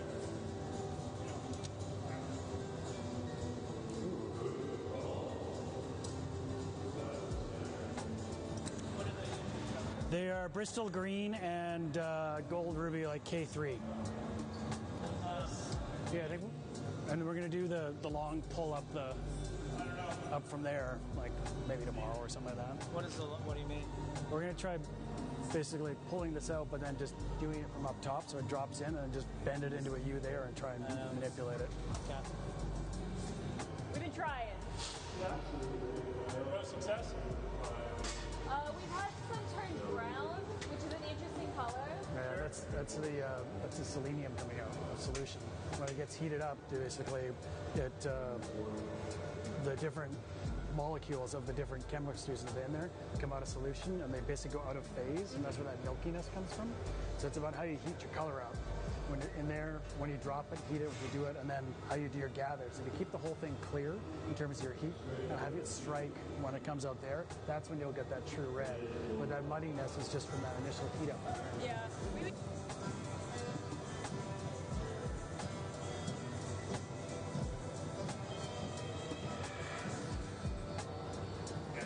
It'll be great. That's how it works. I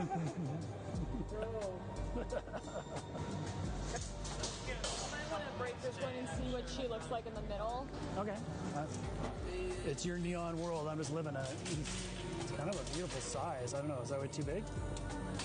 Oh, like the diameter? The diameter is fine. I am worried that she too thick? a little thick. Yeah, just score it.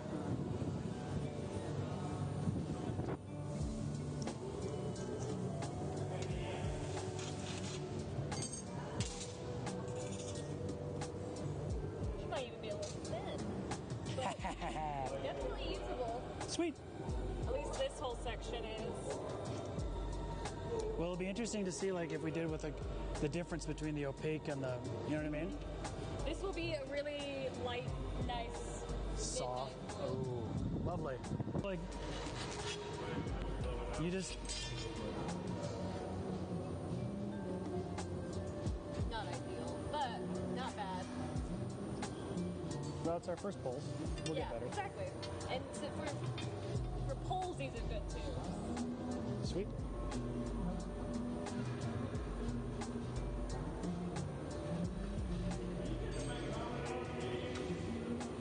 Oh, that's beautiful. Is that cool? Okay. You're just going to do one gather over? No, probably two. Like, the tube should be about that big. Yeah. Two gathers? Okay. Yeah.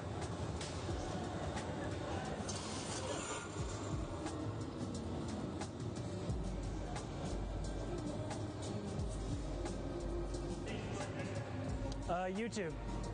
This is a thicker thing, right? This is a polished thing? Yeah. Yeah. So I think maybe the tube should be about like that wide. Okay. And how finished you is like? It doesn't even have. That seems big, but. Yeah, it could be big. It could be big, I guess. But, well, I don't know. I mean, so 2-inch diameter. The green is denser than the pink, so.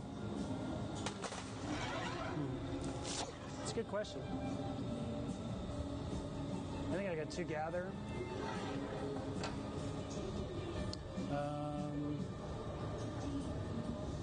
That wide, if it goes like that. It'd be kind of funny if it was like a short one. Well, I'd kind of always be short. Yeah. Depends where you cut it. That's true. That's fair. So just try to make a nice bend. Yeah, it's just You get really artificial looking ruby. So you want a color sample of this guy? Sure. And then one of the cobalt. Do you want neon and argon of both of them? If we do that, then I'll know what it looks like. Yeah. Yeah. This will turn gray. Okay. That will turn purple with neon. Yeah, we'll do 2 color samples of each. Okay, cool. Then we can see, like, we can look through different colors and see what they look like, sort of thing. Cap? Yeah. No cap. No, I'm just kidding. No cap. Jay!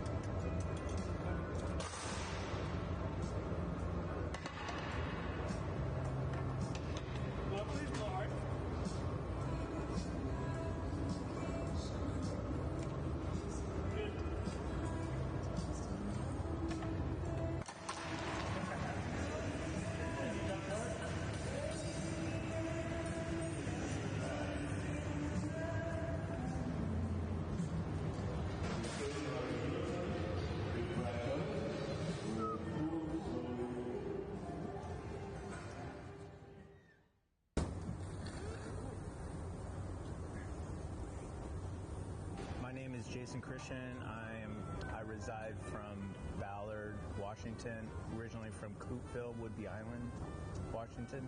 I've been making glass for 28 years. I started in a factory called the Glass Eye Studio in Seattle, Washington. I was lucky enough to be in Seattle where it was the golden era of glass in the city. There was lots and lots of studios, so I could at any given day walk into a studio and just open the doors and learn. I started coming here months after it opened, so it's been fun to grow with the team and know everyone and meet all the people that have come and gone and stayed, and it's a part of me and part of my career, so I'm grateful for having me and being a part of my life.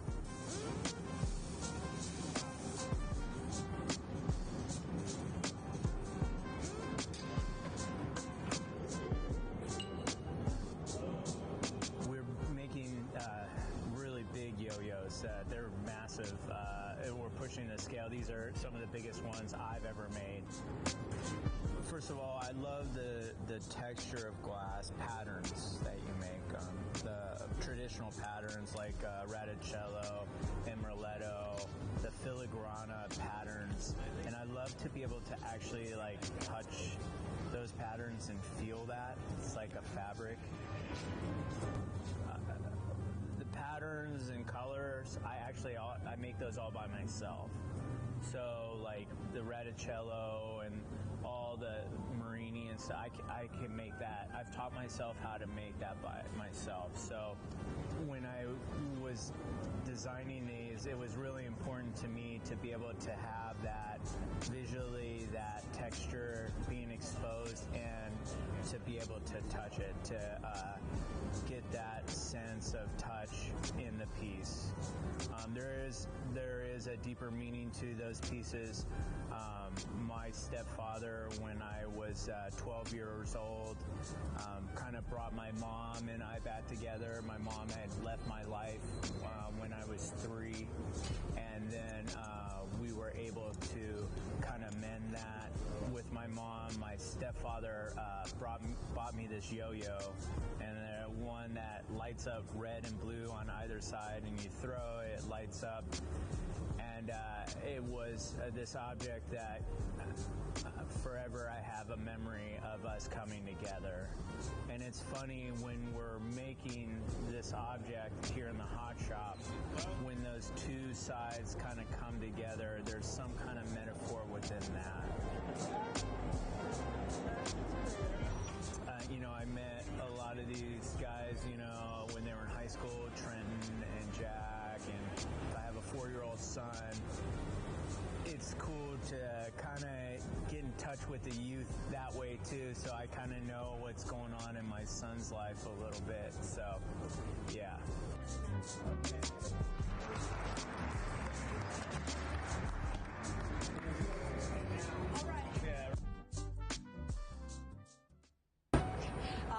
I'm from Hong Kong. My name is Kun. I started glass blowing in Hong Kong because I was born and raised in there. But by the time that I started glass blowing, there was only one glass studio. So I never thought of having glass as my career or like having like a future dedicated with it. But by the time I graduated that year, the one and only glass technician retired and asked me to take over his job. So I took that opportunity and my glass journey started there. Glass blowing is a teamwork. I love working with people, but because I started in Hong Kong by myself, so I didn't really have assistants or anything like that to work with, so I have to figure out a way to make it work when I work by myself. So I understand glass through my own practice. Like, you'll have to get it very hot, how to like move your hand. So when you're holding a pipe, you'll still be able to do a lot of different angles. So that's how I started. So then even if I have a chance to work with someone else, I keep that practice. It's kind of muscle memory right now. Since I start glass blowing, I always do figurative objects because I'm very into cartoon children books, because that's the way how I learn about like stories. And when people try to teach you something, it's always start with illustration, right? So that's where I start. Now I'm working on a series about my Hong Kong identity. I'm using this character called Lo Tang. Is a mythological character that based in Hong Kong. They have a fish head and human body, so it couldn't live in the sea or the land. It's gonna be like in between, a struggle either way. So this is how I feel about coming from Hong Kong to the United States. When I first start, glass color are very expensive, and I started in Hong Kong. Imagine you have to buy something and have it shipped all the way to Hong Kong. It's very expensive. So when I started, I only do clear, black, and white. That's how I learned. And I think that's helped me a lot throughout thinking about color, because I started with shading only.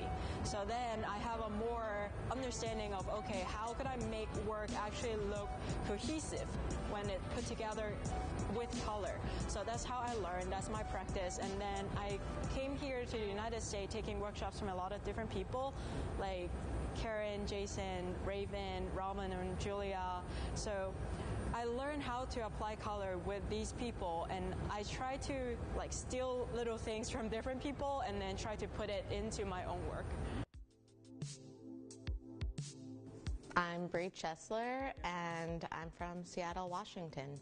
This is my first solo exhibition hosted by a museum. So the Museum of Glass put a lot of faith into my ability to pull this off and do a full-on installation in their space. What makes it special is not only that it's an institution founded in glass as a medium, but the fact that they were willing to allow me to push the medium to the limit and put it outside of the box of tradition. And so by using glass in all of its mediums, all of its ways of manipulating it, so neon, kiln form glass, casting, hot shop, flame working, I integrate everything and really highlight the ways that the material acts when it's caught in like an unorthodox moment. I saw my residency with the Museum of Glass Hot Shop team as an opportunity to expand my studio practice a step further. So I focused on making really detailed glass elements that will act as the central components for larger installation work. And that series, I'm pushing in a direction where it actually is more physically kinetic and interacts with the audience. So a lot of it will be hooked up to proximity sensors and motion sensors that detect the presence of the audience and react to them. So when you initially walk into the space, the work will remain static and it will become alive as you walk through and engage with each individual piece.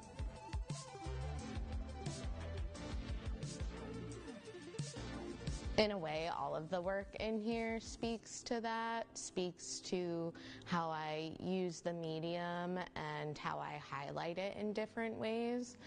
I would say specifically the things that people don't recognize as glass usually are. So I think that's kind of a fun play on the material, is sometimes I hide its identity and it really makes people question what it is. The aesthetic that I put onto my work that has that kind of whimsical, it could look childlike, or it could look like preteeny a little bit sometimes. I do that intentionally as a distraction to the audience. So it is meant to lure you in, kind of like a sugar-coated candy that's sour inside. You're gonna walk into this space kind of mesmerized and excited, but if you spend time with the work, you start to reveal these darker layers and complexities that make up the bigger picture. For me, the future of my career, what I really want to do is have a solo exhibition at the Guggenheim and be a Guggenheim Fellow. I really want to bring glass to an arena in the art world where it's not just isolated as a craft medium and as a medium that's seen as this delicate and fragile kind of material. I really want to amplify and show off the qualities of glass that speak to that kind of gestural, emotional narrative that you can really capture. And I feel like the art world hasn't really given glass that opportunity yet. There hasn't been that many people that have pushed outside of making a beautiful object. And so that's really what I'm focused on doing as far as advancing the material as I grow my practice. So my hope is just to make my work more and more interactive, to the point where it can't be ignored. You have to have an encounter with it, and it's just close enough to living where it has a fantastical kind of energy to it. But I still think that I'll always draw from my personal experiences when it comes to concepts and the ideas that kind of underpin the work.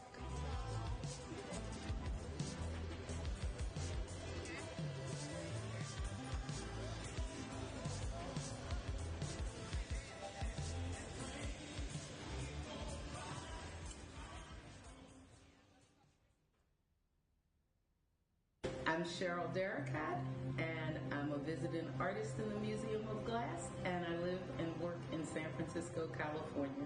I've been making a conceptual portrait of Sally Hemings this week during my residency. Most people know Sally Hemings as the mother of 6 of Thomas Jefferson's children. However, Sally was also a seamstress, and that was her position within Monticello plantation life. So we've been creating sculptural objects that represent her work as a seamstress. So we have some samples in front of me.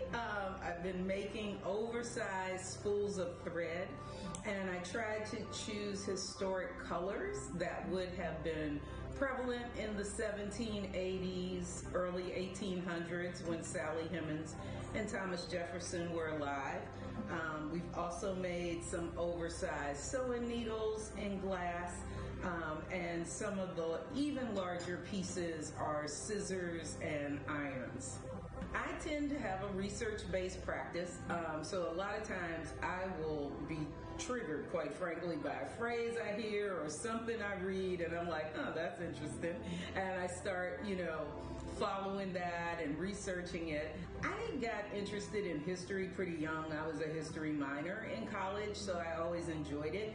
And I think as an adult and as an artist, I began to see that we were having a lot of challenging contemporary dialogues about things like race and equity and place, and it was because we really hadn't dived into our history.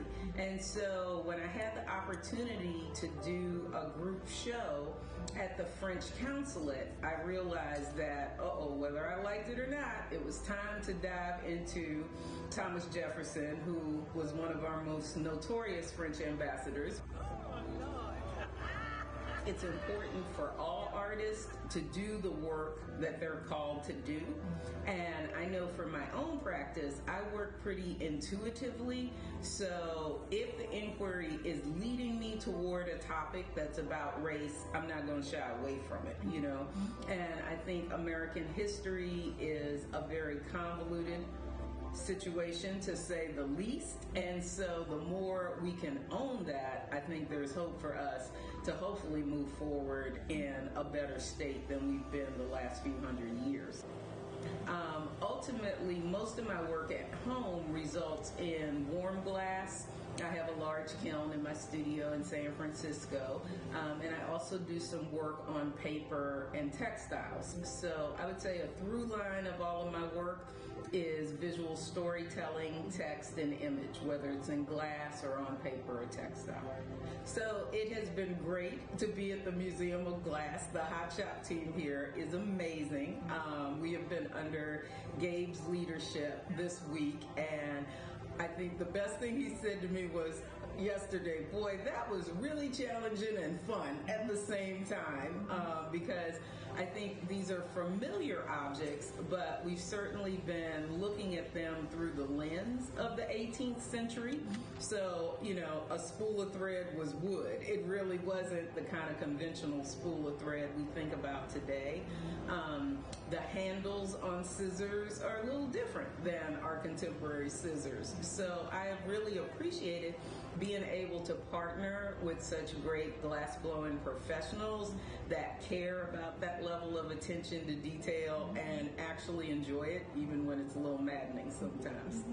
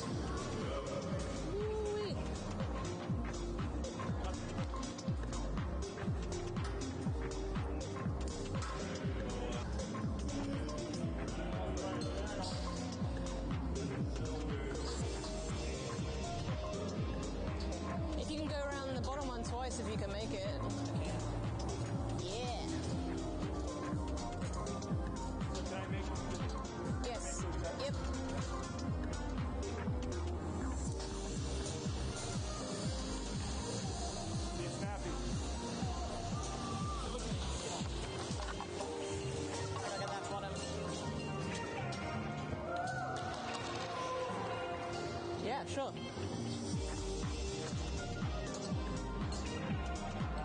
Yeah, just once is fine.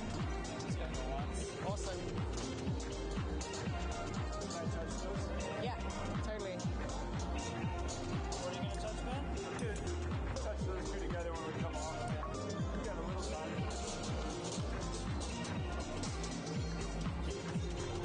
You say when? Do you want to touch those or not? No, because I need to take that out.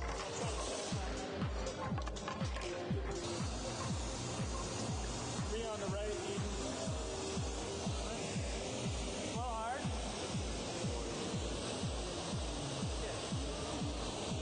Wait for this. Maybe I can pull it out, make a touch here, and curl.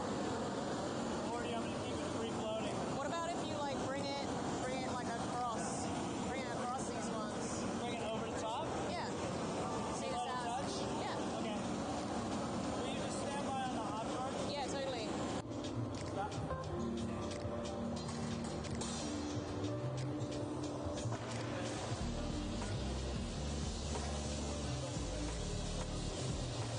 Attachment thing has like some element that is like coordinating whatever, or like drilling holes and putting like brass like fittings through, or I don't know, like seeing as how they're hollow, that makes that a lot easier. Yeah. Way stronger, lighter. Yeah, yeah. That's cool. Yeah. Thing, but maybe it's like black on the outside, but they put like gold inside it, and the light like reflects off the gold, and then like does stuff around it and things like that. Yeah. So, I mean, it's a cool idea. I'd have one of these in my house. Sicky. You know? Well, see what happens. The two whites. Yeah, just they're two pieces. So like one of the whites with white cane on it, and then the other. Oh, the white on the. It's opaline. Do you want to use that first?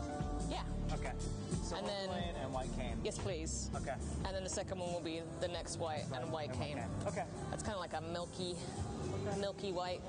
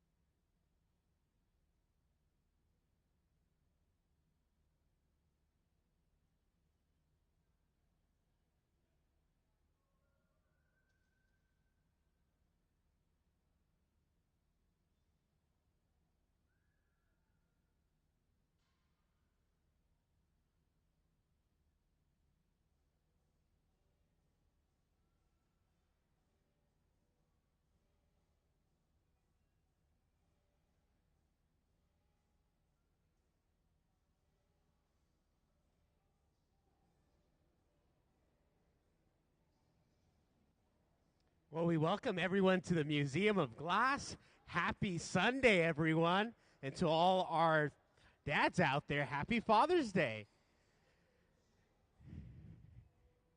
You all ready to experience some live glass making through our hot shop? Oh, I love your energy, little one.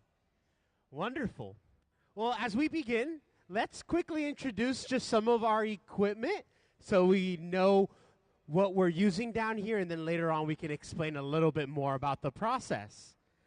On our big screen, we'll show a diagram of our furnaces, but we have two different types of furnaces here, beginning with our glass one.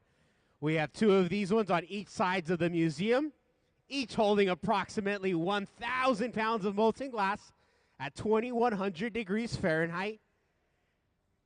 Now we're melting a glass that's been specifically formulated to maintain its heat and stay malleable for a longer period of time. It comes to us in a powdered form, and we fill it up in our furnace, and then the next day it's ready to be utilized. Next door to our furnaces, we have reheating stations. We have quite a few of these around our studio. The main difference is they do not contain any glass inside, but rather a place we can use to continue to work or extend the working time of our material, slightly hotter than the furnace at 2,300 degrees Fahrenheit. Similar, powered by natural gas and forced air.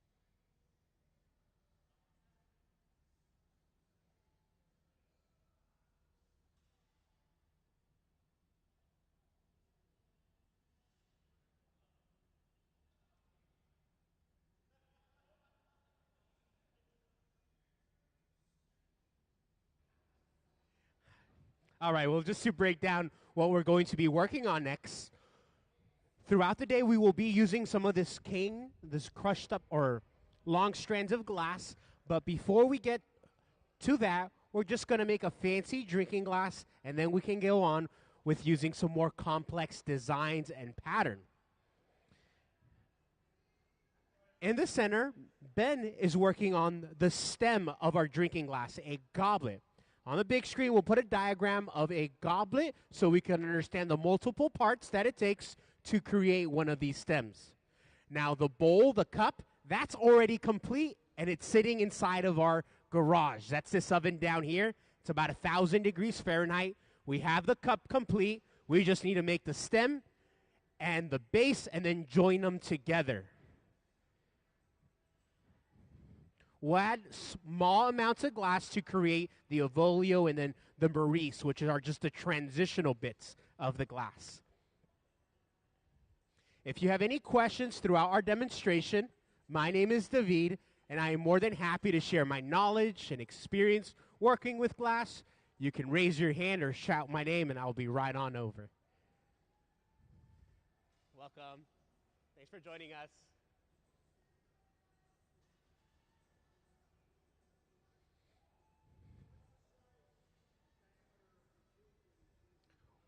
What is the size diameter of the tube they are using to work? That's an excellent question. I don't know off the top of my head. I can double check with this team, but typically the bigger the glass object will get, we will use a bigger pipe. The pipes are made specifically for offhand glass making. How much air force pressure is it required to blow? Now, it's not a lot of air pressure. It's about the same amount that you use to blow out a candle. It's more about the heat of the glass than how hard you blow. If the glass is really hot, just a simple whisper is enough to expand the bubble.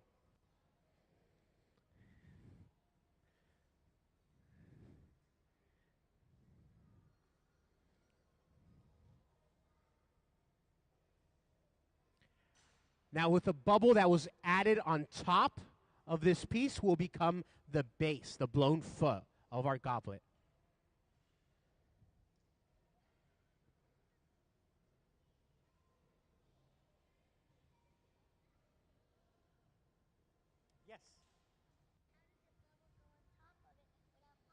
How does a bubble go on top without popping it?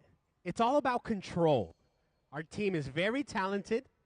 They have lots of experience working on our studio and working with visiting artists. Essentially, you break a lot of bubbles and you break a lot of glass.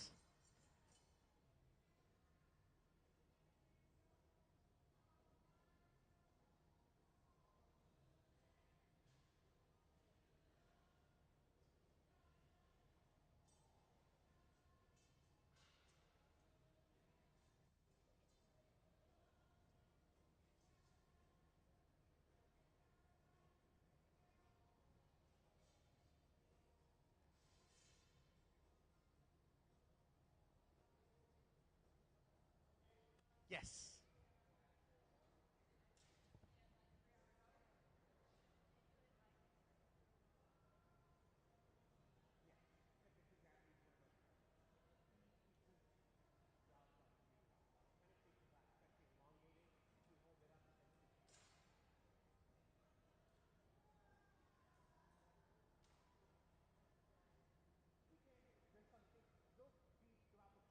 They'll just swing it very quickly to elongate the bubble.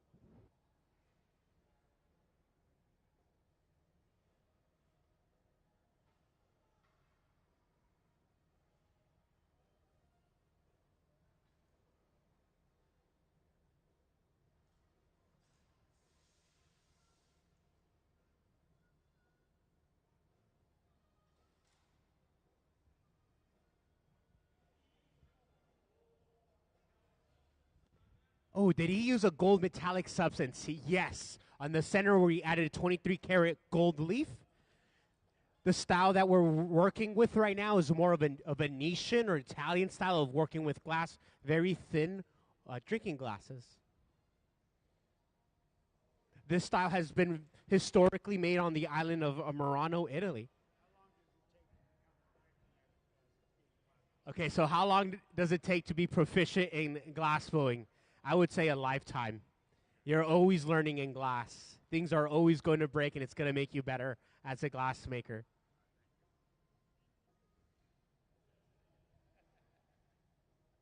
Yes. Oh, wonderful question. So what happens with the product that we make here during our demonstration? For today, it's unlike a typical work day because typically we have visiting artists. The museum hosts visiting artists from across the globe. Annually, we host about 50 visiting artists. Later on this week, on Wednesday, we actually have a new visiting artist. But for today, the artwork that's being produced, like the pictures that we make later today, will make their way to the museum store where they will be sold in support of the museum. Today is really going to be a glimpse onto the traditional working of an artist studio and production setting.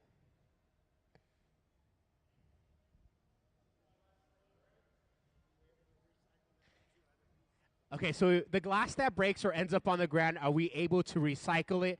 Yes, if it's clear, we can reuse it. If it's colored glass, unfortunately, we cannot recycle it. Only if it's clear. What do we do with it? So what do we do it? We unfortunately just toss it. We have a dumpster in the background.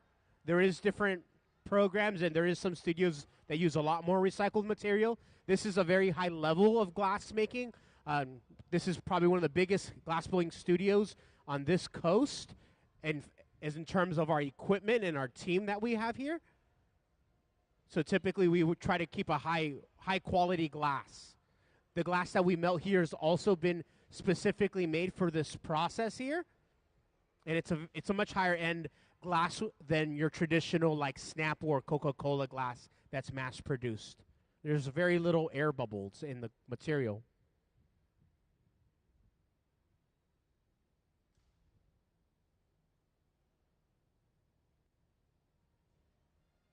All right, so a lot of things went on as we answered a few of these questions. To quickly recap, we added a decorative wrap on the base of our goblet. We are now getting ready to transfer it onto the final working rod. This next few steps are going to happen very quickly, so I'm just going to give everyone a heads up of what's going to happen. We're going to transfer it onto a new working rod. And this side down here, once again, our garage, we have our cup that was made before we broke off to lunch. We're going to pick that up and place it on top of our stemware. We will also be using a little bit of glass to act like as a binder or a glue to fuse them together. Again, this style of glassworking that we're experiencing here today is more of a Venetian style of glassworking. You have a question for me, little one? How long does it take to make one glass? About 20 minutes and then like 20 years of experience.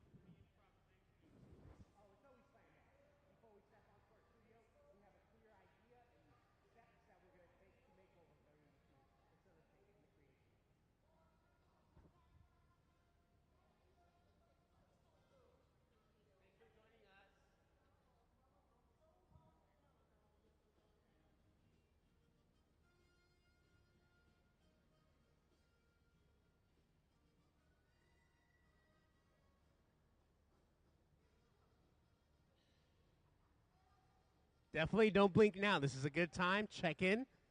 The glue bit is brought over. The cup is brought out.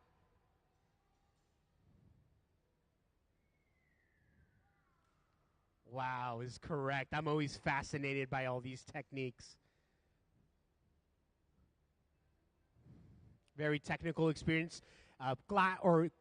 Goblet making, what makes it very difficult is there's a lot of stages where something can go wrong. And if something does go wrong, you kind of just have to start all over again.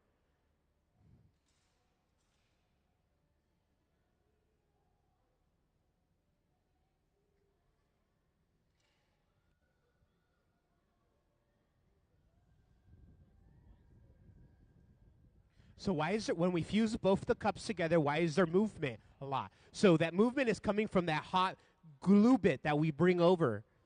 And we have a little bit of time, only about a few seconds, to set everything. Make sure it's centered before the glass freezes, it loses its temperature, and we're stuck with the orientation.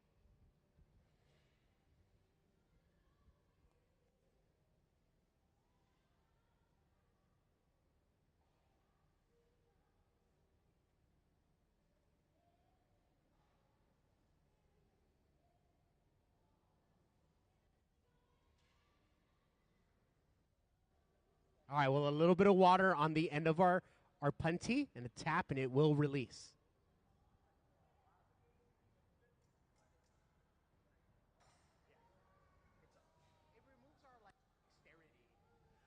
Oh, let's give Ben and our whole squad down here a round of applause. What a great way just to start off, get the hands warmed up before we dive into our full-on demonstration. So typically in the morning half or right after lunch, we like to start off with something a little bit smaller. Maybe we make parts to it and then join it, and then we can jump in right into our demonstration. On this pedestal, we have an example of the objects that we're going to be creating. These pieces will make their way down to the museum store later on once we do a little bit of quality control. But the technique that we're going to see today is the cane work pattern.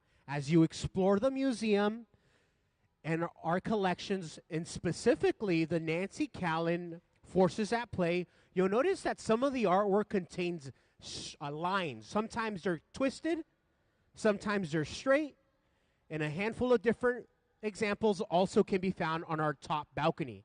As you explore and you notice this line work or lace pattern, that is made by adding cane. Earlier this week, the museum team pulled some of this long strands of glass we see on our table.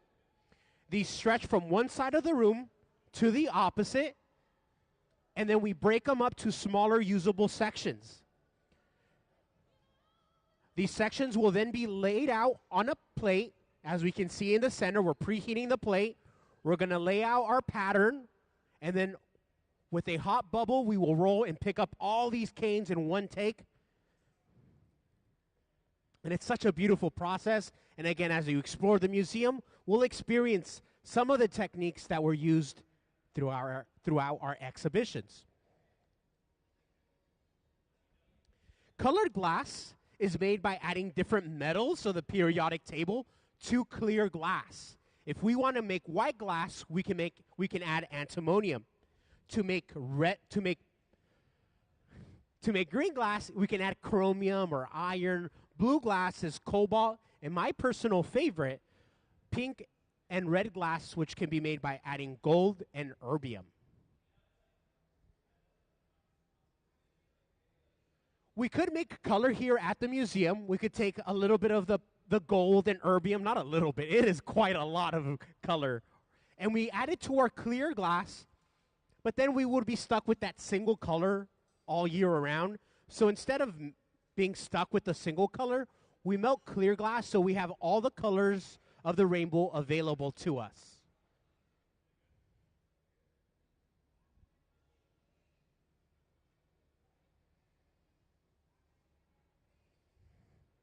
As our canes are being prepped in our warming plate, our teammate Sarah on your right-hand side has gathered some glass from our furnace. Due to the viscosity of the glass, by placing the steel rod inside and turning, we can collect a thin layer of that material. Depending how large our piece will be, will dictate the amount of gathers or collections we take.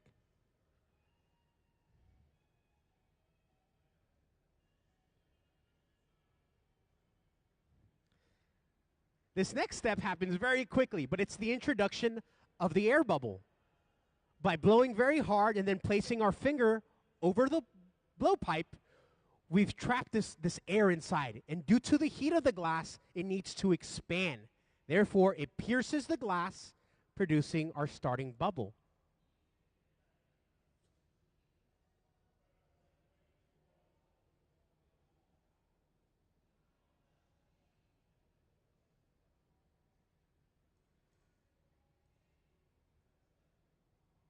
Now, this is where math comes into play.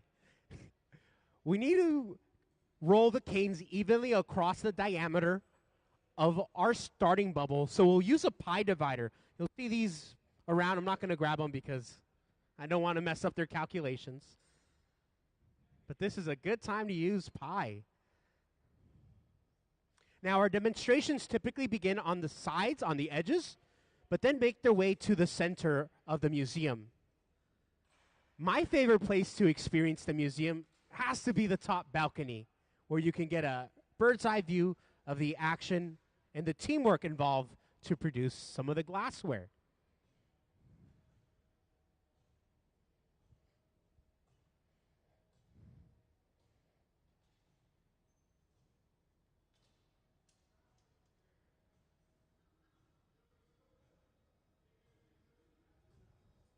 We're going to repeat this step of gathering until we have enough glass to roll in the diameter that we've set out.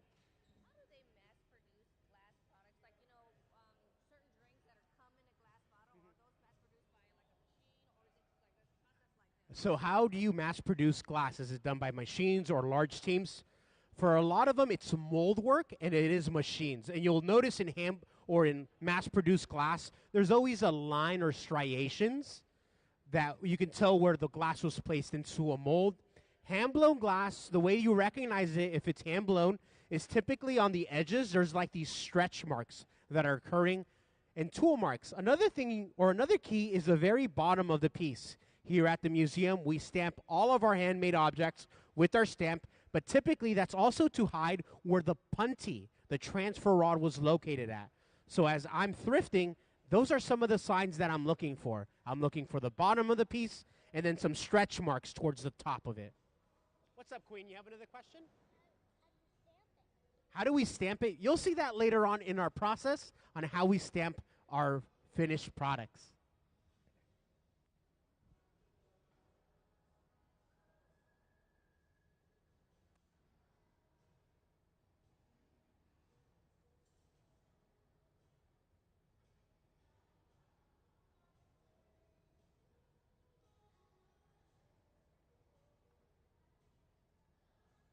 After each gather, we're using a handful of different tools, including our wooden block. We're ensuring that our bubble will expand evenly and symmetrically in the shape of a light bulb and not an irregular shape.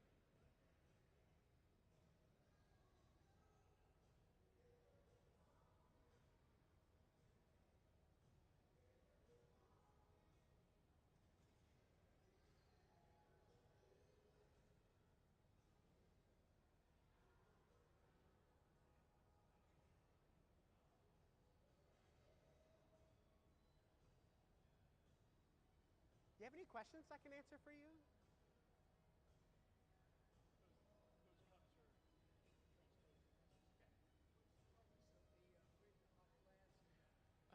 Okay, so what is the purpose of putting the hot glass in this kiln down here? So this is an annealing oven, and it will slowly eliminate the stress in the glass overnight. So everything that we produce here today will be placed inside of this oven, and then at night it's on a computerized program, and it cools back to room temperature.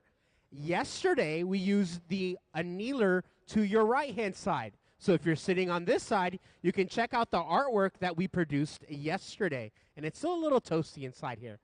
But eventually this artwork will make its way out to our pedestals.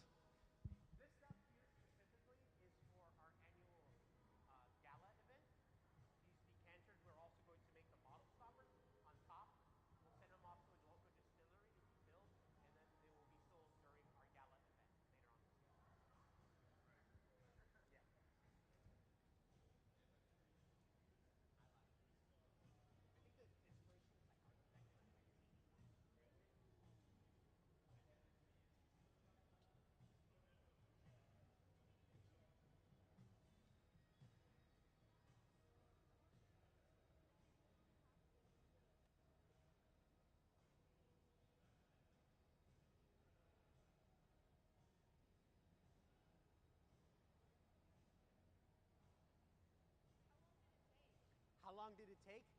I would say about an hour for each one. But they also have very much experience. If you get like a newer-ish glassmaker, even intermediate to advanced, it'll take them as twice as long. This team is really dialed in. They work with so many talented designers and artists all year around that today, like production days like today, it's a nice relaxing time for them. Yeah, usually when visiting artists come in, it's like very large, intensive thing. They can spend the whole day just making prep work for the following day to make the actual art.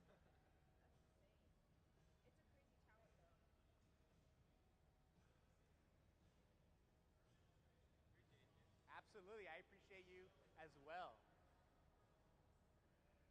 As we prepare here shortly to apply our canes of glass to our audience joining us, earlier this week we pulled some strands of glass to produce cane. We're going to demonstrate the process of cane work or lace pattern that you can find all over the museum's collections. If you notice, the artwork has some form of line work. The technique we're about to see is one of those techniques that can be utilized.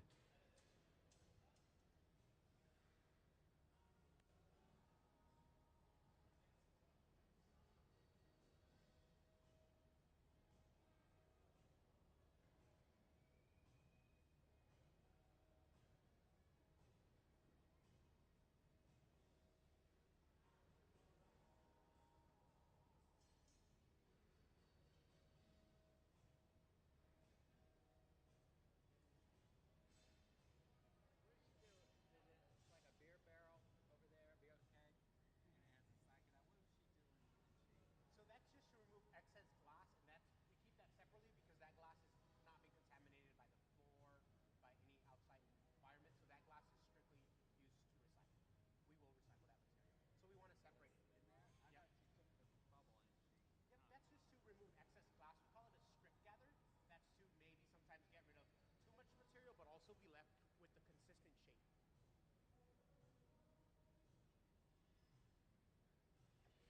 All right, everyone, it's almost time for our cane roll-up.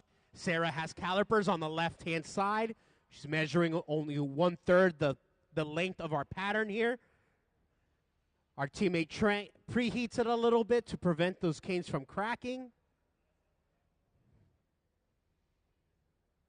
And we prefer to roll towards ourselves, ensuring that we can see what we're rolling up and how many of those canes we wish to roll up. Now that it's added, we can begin to leave them straight if we like. For today's demonstration, we are going to twist them, create a nice tight twist. And throughout the process, you'll see those canes slowly be melted onto the surface. And we'll end up with a lot of removing of the glass. So especially when you're on the top balcony, you'll notice our color pad is on the ground. Typically, that's some of the thicker material.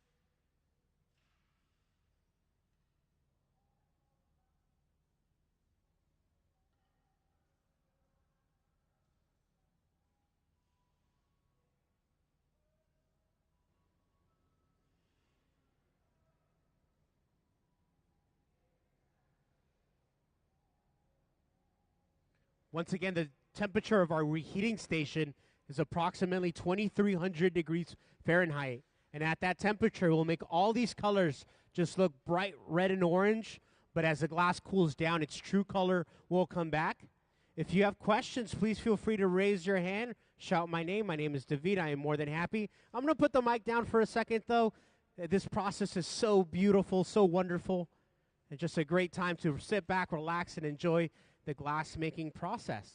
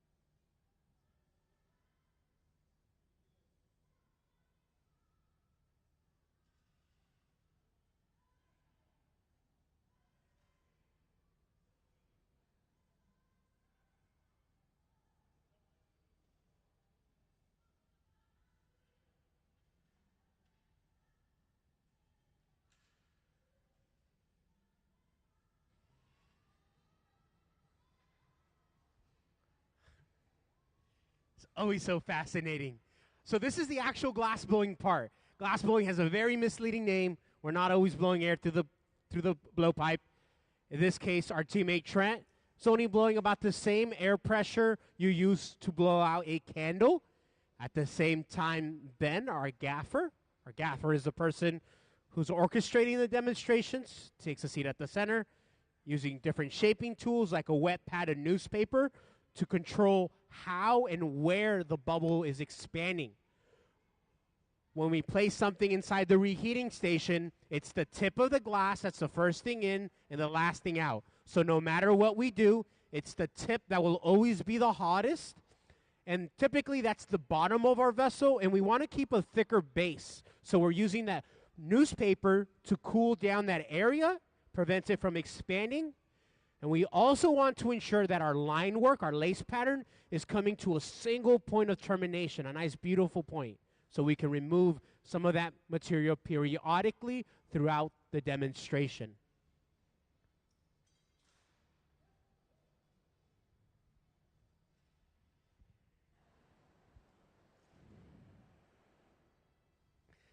I would love to give that glass away that ends up on the ground, but unfortunately, it hasn't cooled down properly, so it's like a ticking time bomb. And it's not always super violent, but at one point in its history, that glass will break.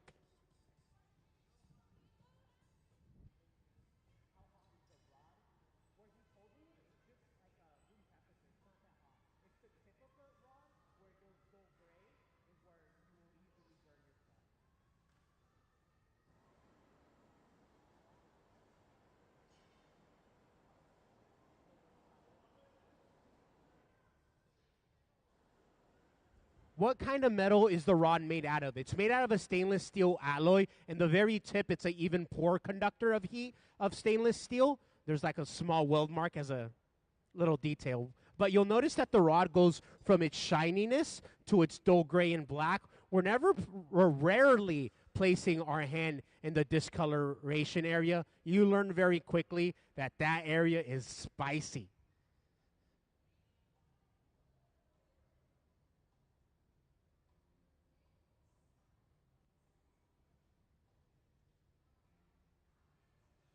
We're using a wooden paddle to shield Ben from the radiating heat coming from the glass as we're squeezing down a break-off point. That small constriction or waste point is how we will separate our pitcher from the actual steel rod.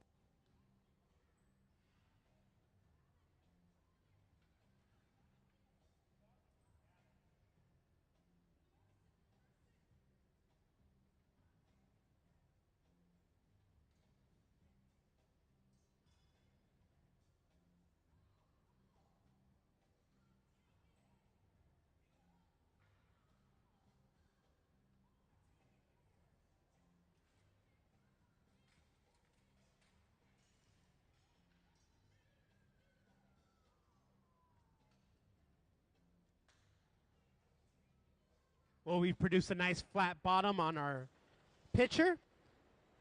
Now it's time to begin to work on the top half, add the handle, add the spout. And the way we're going to do that is transfer it onto its next working rod. So our gaffer Ben has now called for a punty. That's our fancy term for transfer rod. So another of our teammates will gather glass on a new rod, again stainless steel as well, and then we will attach that rod on the bottom and then tap this piece free from its current working rod.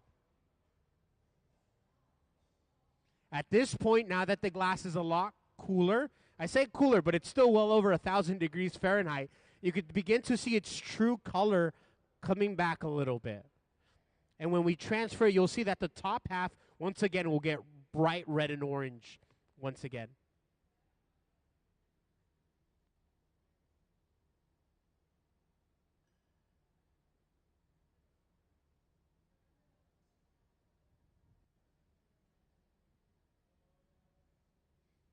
Well, as we're getting ready for our punty, this is a great time to give a special shout out to all our museum members out in the audience. Thank you so much for your support and being part of our family.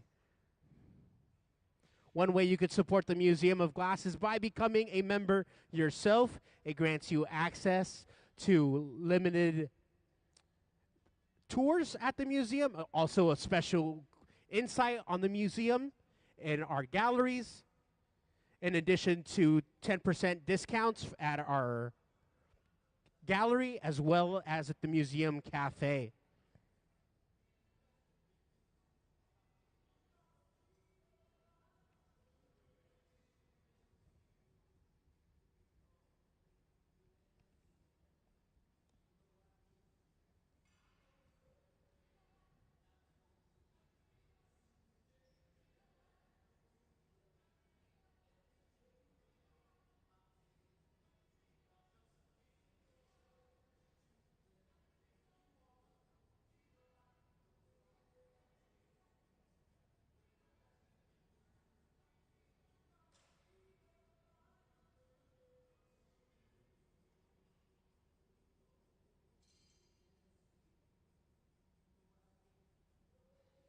Well, the top portion of our glassware tends to be the thickest, simply because that's where the rod was at, and the rod was sealing a lot of heat from the material. So typically this top area is the thickest, so the next few steps is to go through a thinning procedure. So Ben will pull the thick glass, and then using a pair of shears, he will cut all that thick material off, so we're left with a more consistent thickness both at the base and the tip. All hand-blown glass typically goes through one of these thinning procedures, and it's one of the reasons that makes hand-blown glass just way better to hold. It's more ergonomic as well as like its lightness.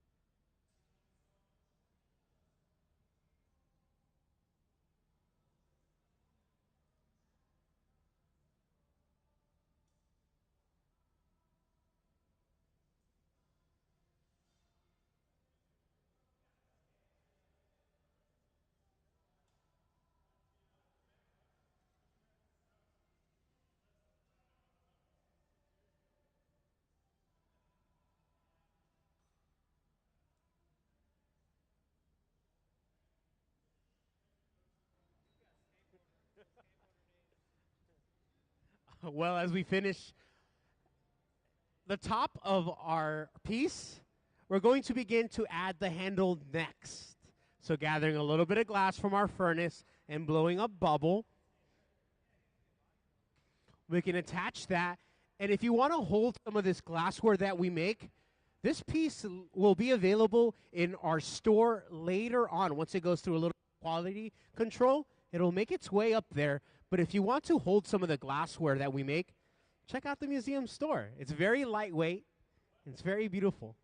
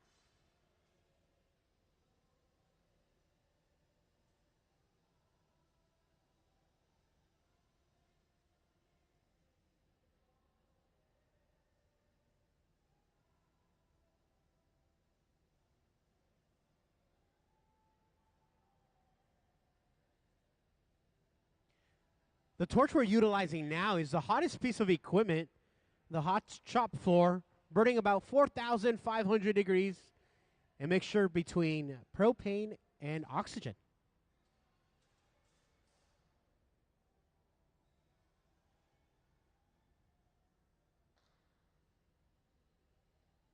The final step, we will use the same torch to isolate a heat to create the spout.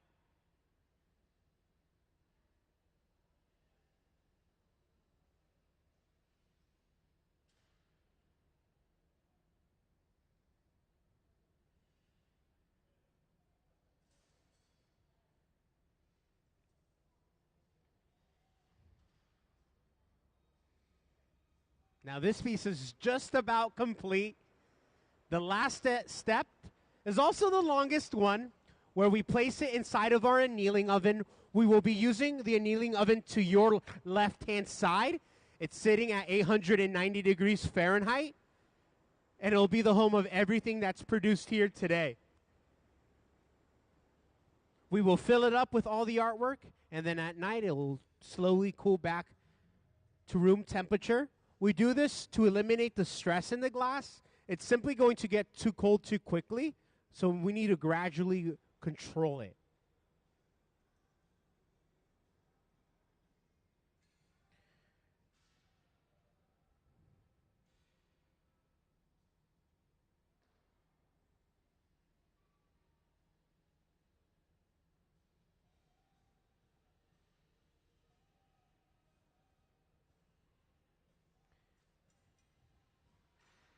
Before it's placed inside of the annealing oven, we'll torch it and stamp it using our official museum made at MOG stamp, signifying it was made here at the museum and in front of a live audience.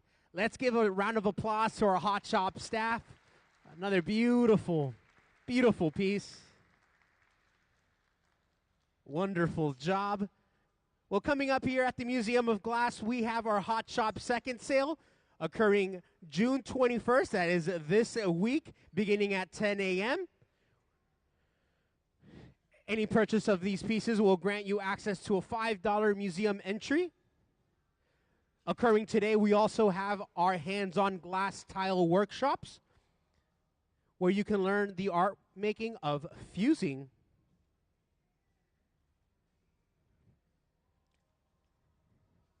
As we transition to our next demonstration, if we have any questions from our audience we can answer before y'all take off.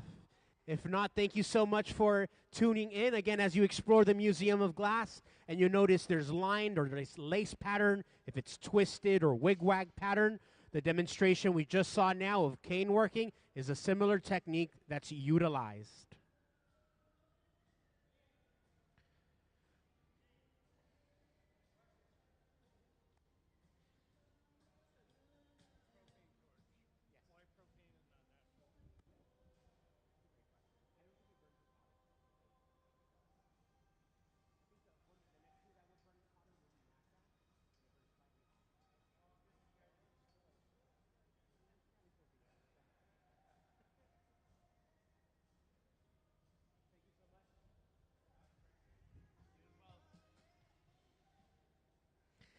Later on this week, we also have Third Thursday. Museum will be open late from 5 to 8 p.m. And beginning this Wednesday, we have a visiting artist, Sonia Clark, joining us on 18th through the 22nd. The museum's visiting artist residency program brings artists from around the world to our museum's hot shop to create new works with our hot shop team to create a sense of excitement and wonder as visiting artists explore new directions in their practice. Here at the museum, we ignite creativity, fuel discovery, and enrich lives through glass and glass making.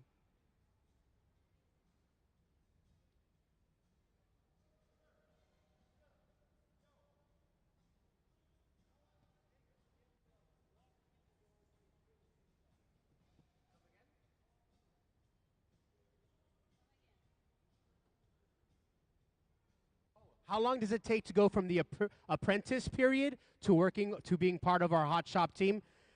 It takes really a lifetime to master glass. You would need to work for several years. We do have an apprentice program here at the museum where we encourage young glassmakers and aspiring artists to work with the material. But to get to this level, you do have to dedicate quite a lot of your life.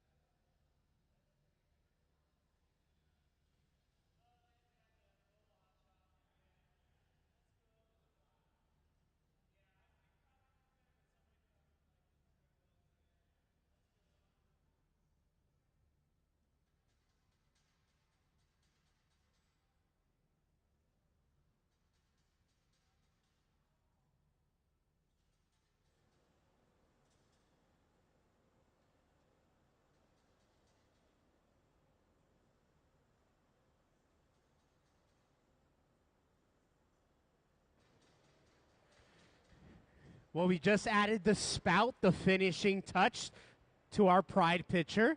The last step, we will move it to the annealing oven. That's the oven on your left-hand side. It's sitting at 890 degrees, and we'll place everything we produce here today inside, where it will slowly cool down overnight. At the same time that we're prepping to break this piece free, it looks like we need some more yellow glass. So out in our tables, we have all the colors for this project laid out. And we can see that we take our full strands and break them down to smaller usable bits. As you explore the museum, and you notice that the artwork contains lines, if they're twisted, zigzagged, this is one of the techniques that's utilized to produce lace patterns. The final step for our Pride picture is to stamp it with our museum made at MOG stamp on the very bottom. A little hot torch action on the bottom. Our stamp is added. After a little bit of quality control, this picture will make its way to the museum store where it can sit and be part of your personal collection if you'd like. What a wonderful job by our Hot Shop staff and our team from everyone here at the museum. Let's give them a round of applause. Beautiful job. How fantastic. The live glassblowing demonstration continues, but live glassblowing is so fascinating. There's so much time and technique that's required to even produce a line work or yet even a multicolor basis. If you have any questions about our demonstration, I'm more than happy to take some of those questions now. If not, we will continue with our next one. It looks like we got some yellow rounded out, and the next pattern will shortly begin. Once again, as you explore the museum, and more specifically, the Nancy Callan Forces at Play, there is a lot of cane used in that exhibition. As you explore that, the technique that's utilized today is similar to that exhibition, except a lot more complicated. More layers are done. Our process begins with a little bit of glass from our furnace. We have 1,000 pounds of molten glass in each of our two furnaces.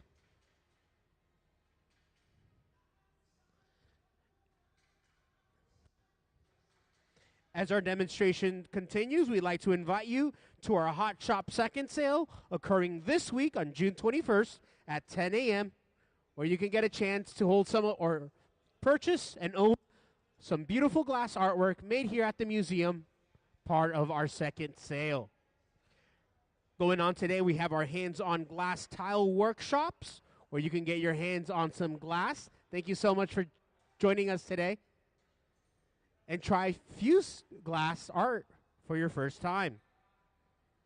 Our visiting artist later this week is Sonia Clark, beginning June 18th through the 22nd. That is this Wednesday. And don't forget, you can tune in and watch live glass blowing from the comfort of your own home through the museum's website, through the museum's live stream. Join us online.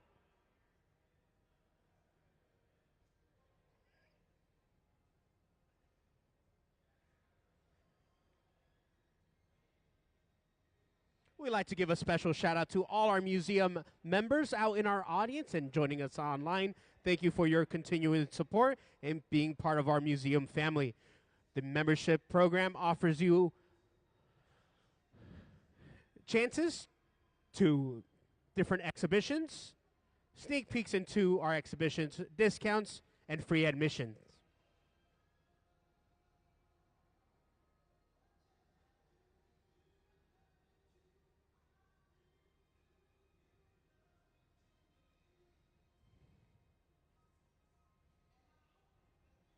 The Museum of Glass is inherently a maker space, providing public access to glass-making demonstrations.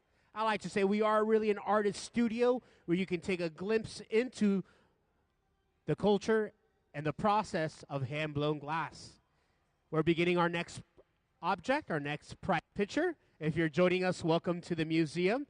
Thanks for joining us. As you can see, we are breaking down our long strands of glass. Gabe down here is breaking them up to smaller sections. Our teammate Trent down here is also laying out the next pattern on a hot plate. At the same time that this is occurring, on the left-hand side, we have Sarah, who's starting up our bubble, and eventually, once we have the right diameter, we will roll and pick up all of our canes.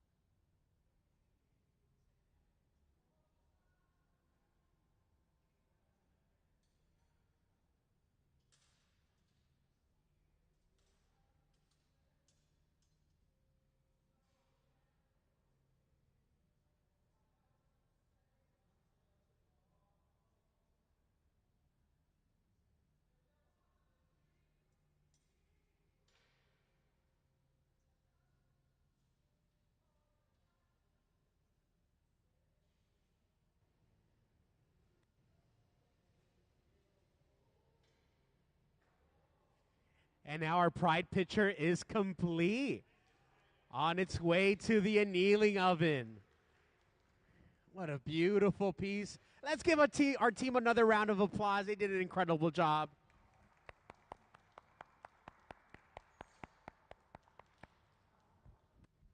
How wonderful. And again, the pictures we produced today, our pride pictures, will be available in our museum store. Those ones we made specifically in a few days after a little bit of quality control.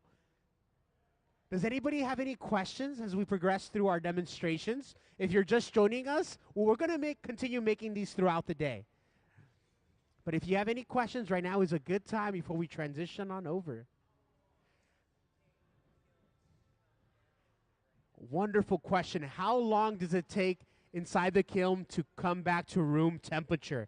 It's all depending on the thickness of the glass, but our glass is thin enough that overnight, 12 hours or so, is enough time to eliminate that stress in the glass that causes it to break.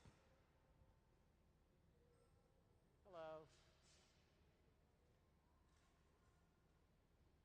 Oh, how wonderful. We're continuing our demonstration. Thank you so much for joining us. I know you just joined us here not too long ago, but we're going to start all over from the beginning.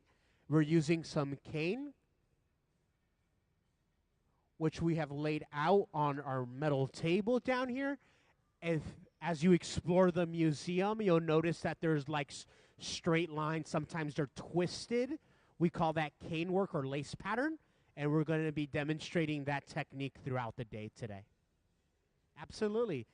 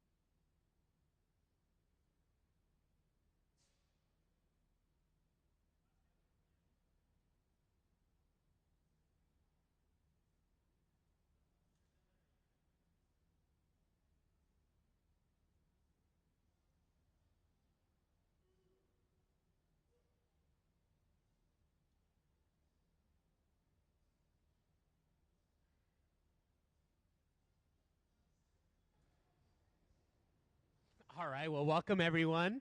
Thanks for joining us today on a lovely Sunday.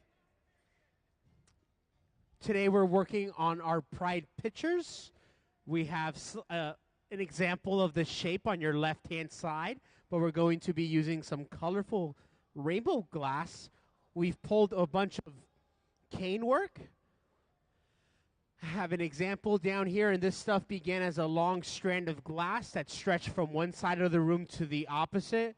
Not too long ago, we just broke our long strands down to more usable sections.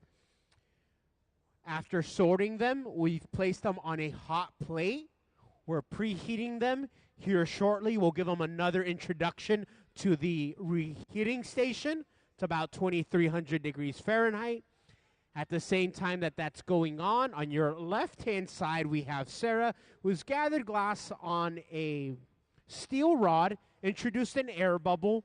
We're going to be doing a little bit of math. We know that our length our tubing should be 1/3 the size of the length that we've laid out for pi. And so once we have that desired diameter, Sarah will come to this side of the studio and roll up our pattern onto our core of glass. As you explore the museum and you notice that the artwork contains lines or any type of lace work, this is one of the techniques that's used to apply that technique or that color palette.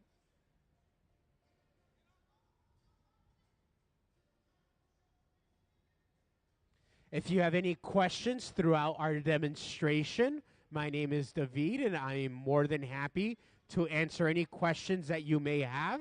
You can raise your hand or shout my name, and I can head on over and answer some of those questions you may have.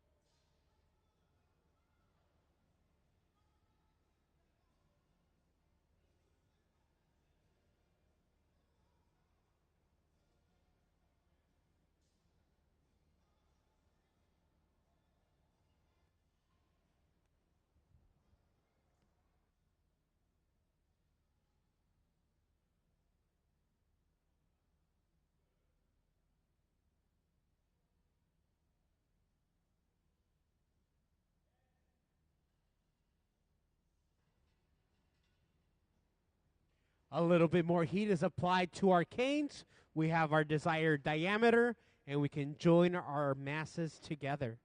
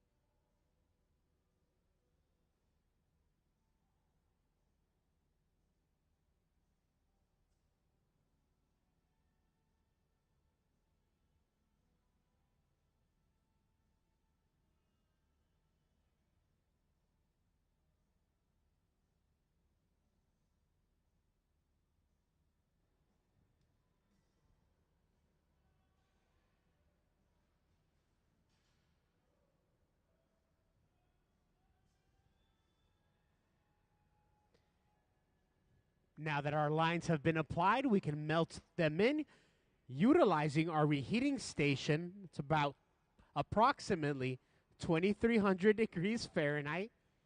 We can also begin to twist and buckle the surface to add additional depth.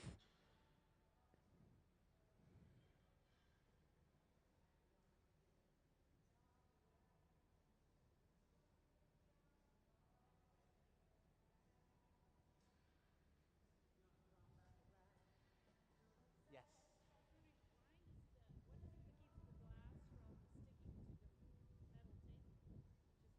It just doesn't stick. If it's hot, it will begin to stick. So hot glass likes to stick to anything that's hot, but that steel table is very cold. And it does steal heat away. The steel table rapidly steals heat away from the glass.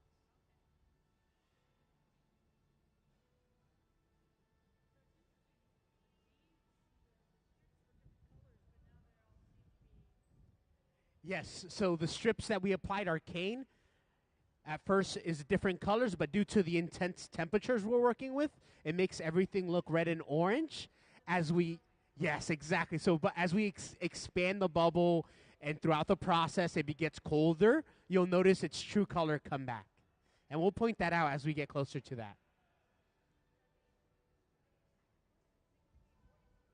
What is it going to be? We have an example of our design down on your left-hand side, with the exception that the one we're making today is going to be part of our Pride series, so they'll have rainbow stripes going all along the surface. Right now it's oriented this way, so we're focusing on the bottom half. Yeah, we will put the handle, we'll put the spout, and then we'll break that process down as everything is occurring. Oh, no, it's lovely. I love the questions. Please keep them up.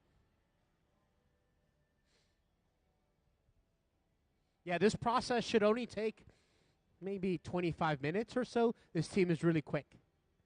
Also very talented.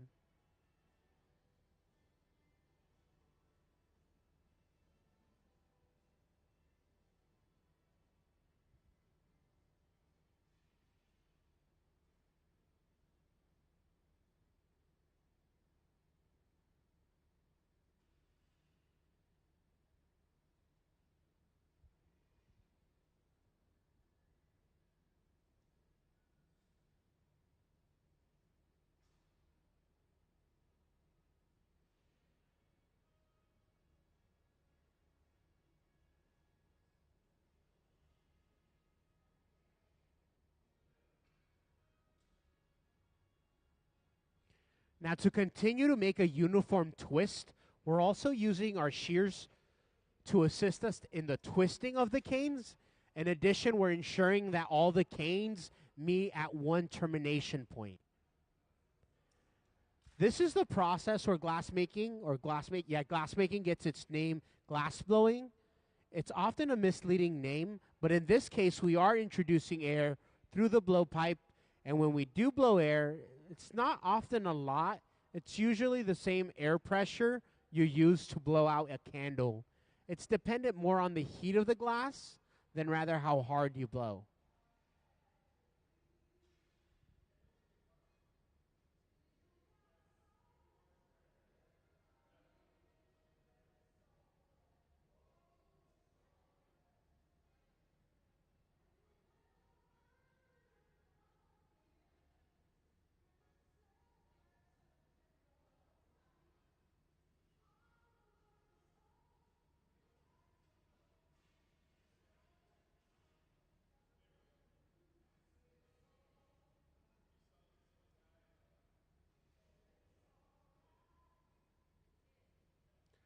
Another shaping tool we utilize in our studio is a wet padded newspaper, and that's how we can control where the bubble or the mass is expanding. Typically, when we use our reheating station, once again at 2300 degrees Fahrenheit, it's the tip of the glass that enters the chamber first and the last thing to leave. So the tip is always what gets the hottest, but the tip is also where the base is located at. So we want to ensure that we're cooling that area so we have a thicker base.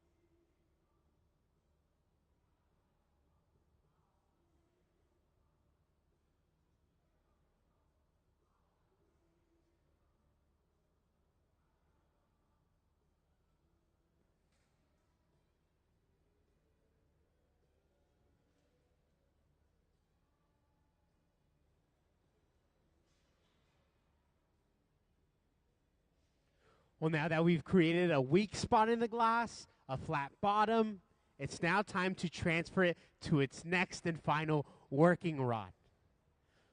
We're going to remove it from from this current pipe by adding water and tapping it before or after a new rod or a new handle has been applied.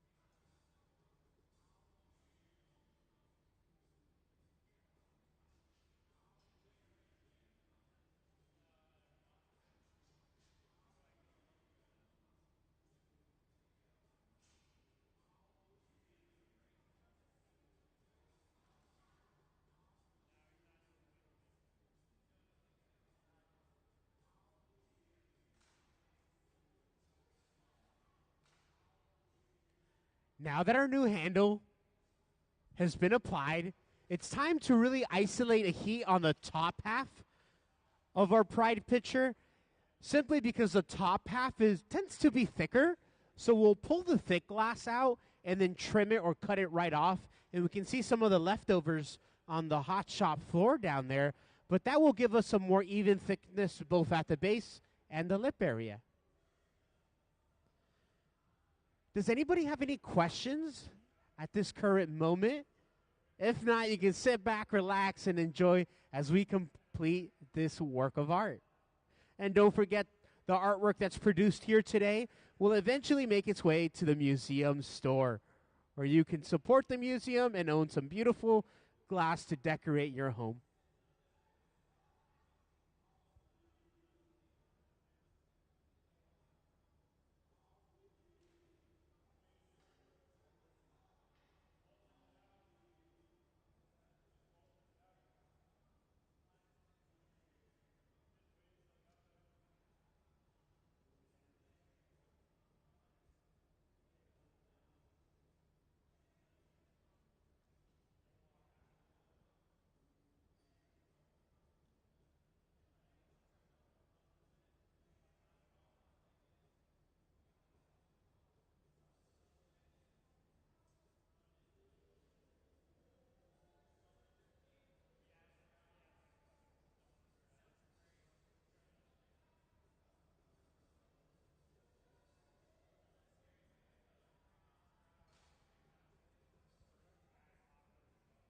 One of my personal favorite places to experience the museum is the top balcony, where you can get a bird's eye view and an inside look into the process. It's also a great place to take photographs and an in-depth look.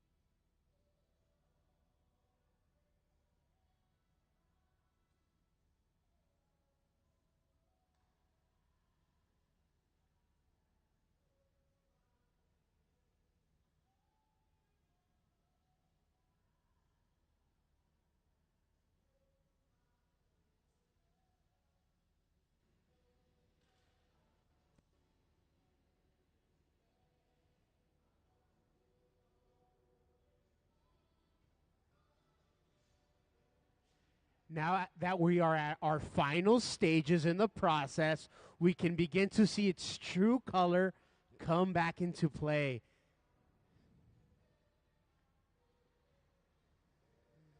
A little bit more torching to adjust the spout area. Of course, it is functional, so we want to make sure we have attention to detail on the little things.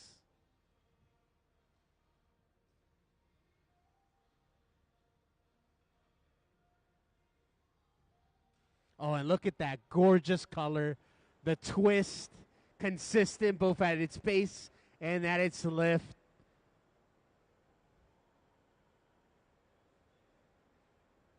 We introduce heat at the very back end of our transfer rod.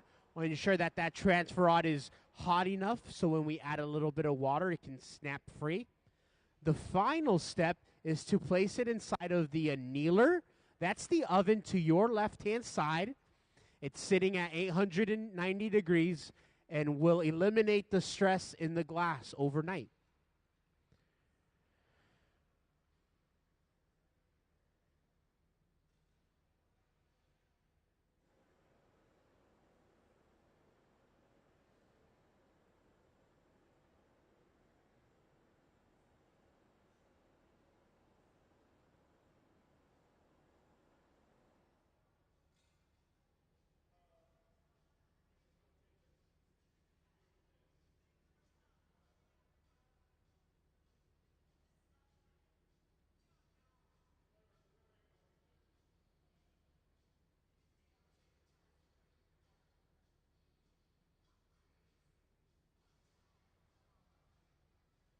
Before it makes its way to the annealer, this pride picture will be torched on the bottom to remove any sharp edge from the puntee, as well as to add our official made at MOG stamp. When you see this stamp through the pieces at the museum gallery, it means it was made with pride and joy, love here in front of a live audience. Let's give a round of applause to our Hot Shop staff for an incredible job. What a beautiful picture, beautiful glass artwork. Now, inherently, this is a maker's space providing public access to glass-making demonstrations. Coming up here at the Museum of Glass, we have our Hot Shop second sale, occurring June 21st. Thank you so much for joining, y'all. If you have any questions, I'm more than happy to answer any questions. But our Hot Shop second sale is just around the corner, happening this weekend, where you can own, thank you so much, everyone. Thank you, where you can get your hands on some beautiful artwork at a discounted rate until sold out. Once again, happening on the 21st at 10 a.m. Happening this week, we also have our visiting artist program with Sonia Clark taking over our studio June 18th through the 22nd. The visiting artist program at the museum brings artists from around the world to our museum hot shop to create new works with our hot shop team, to create a sense of excitement and wonder as artists explore new directions in their work. You can tune into the museum through the comfort of your own home through the museum live stream. Join us online 5 days a week, Wednesday to Sunday.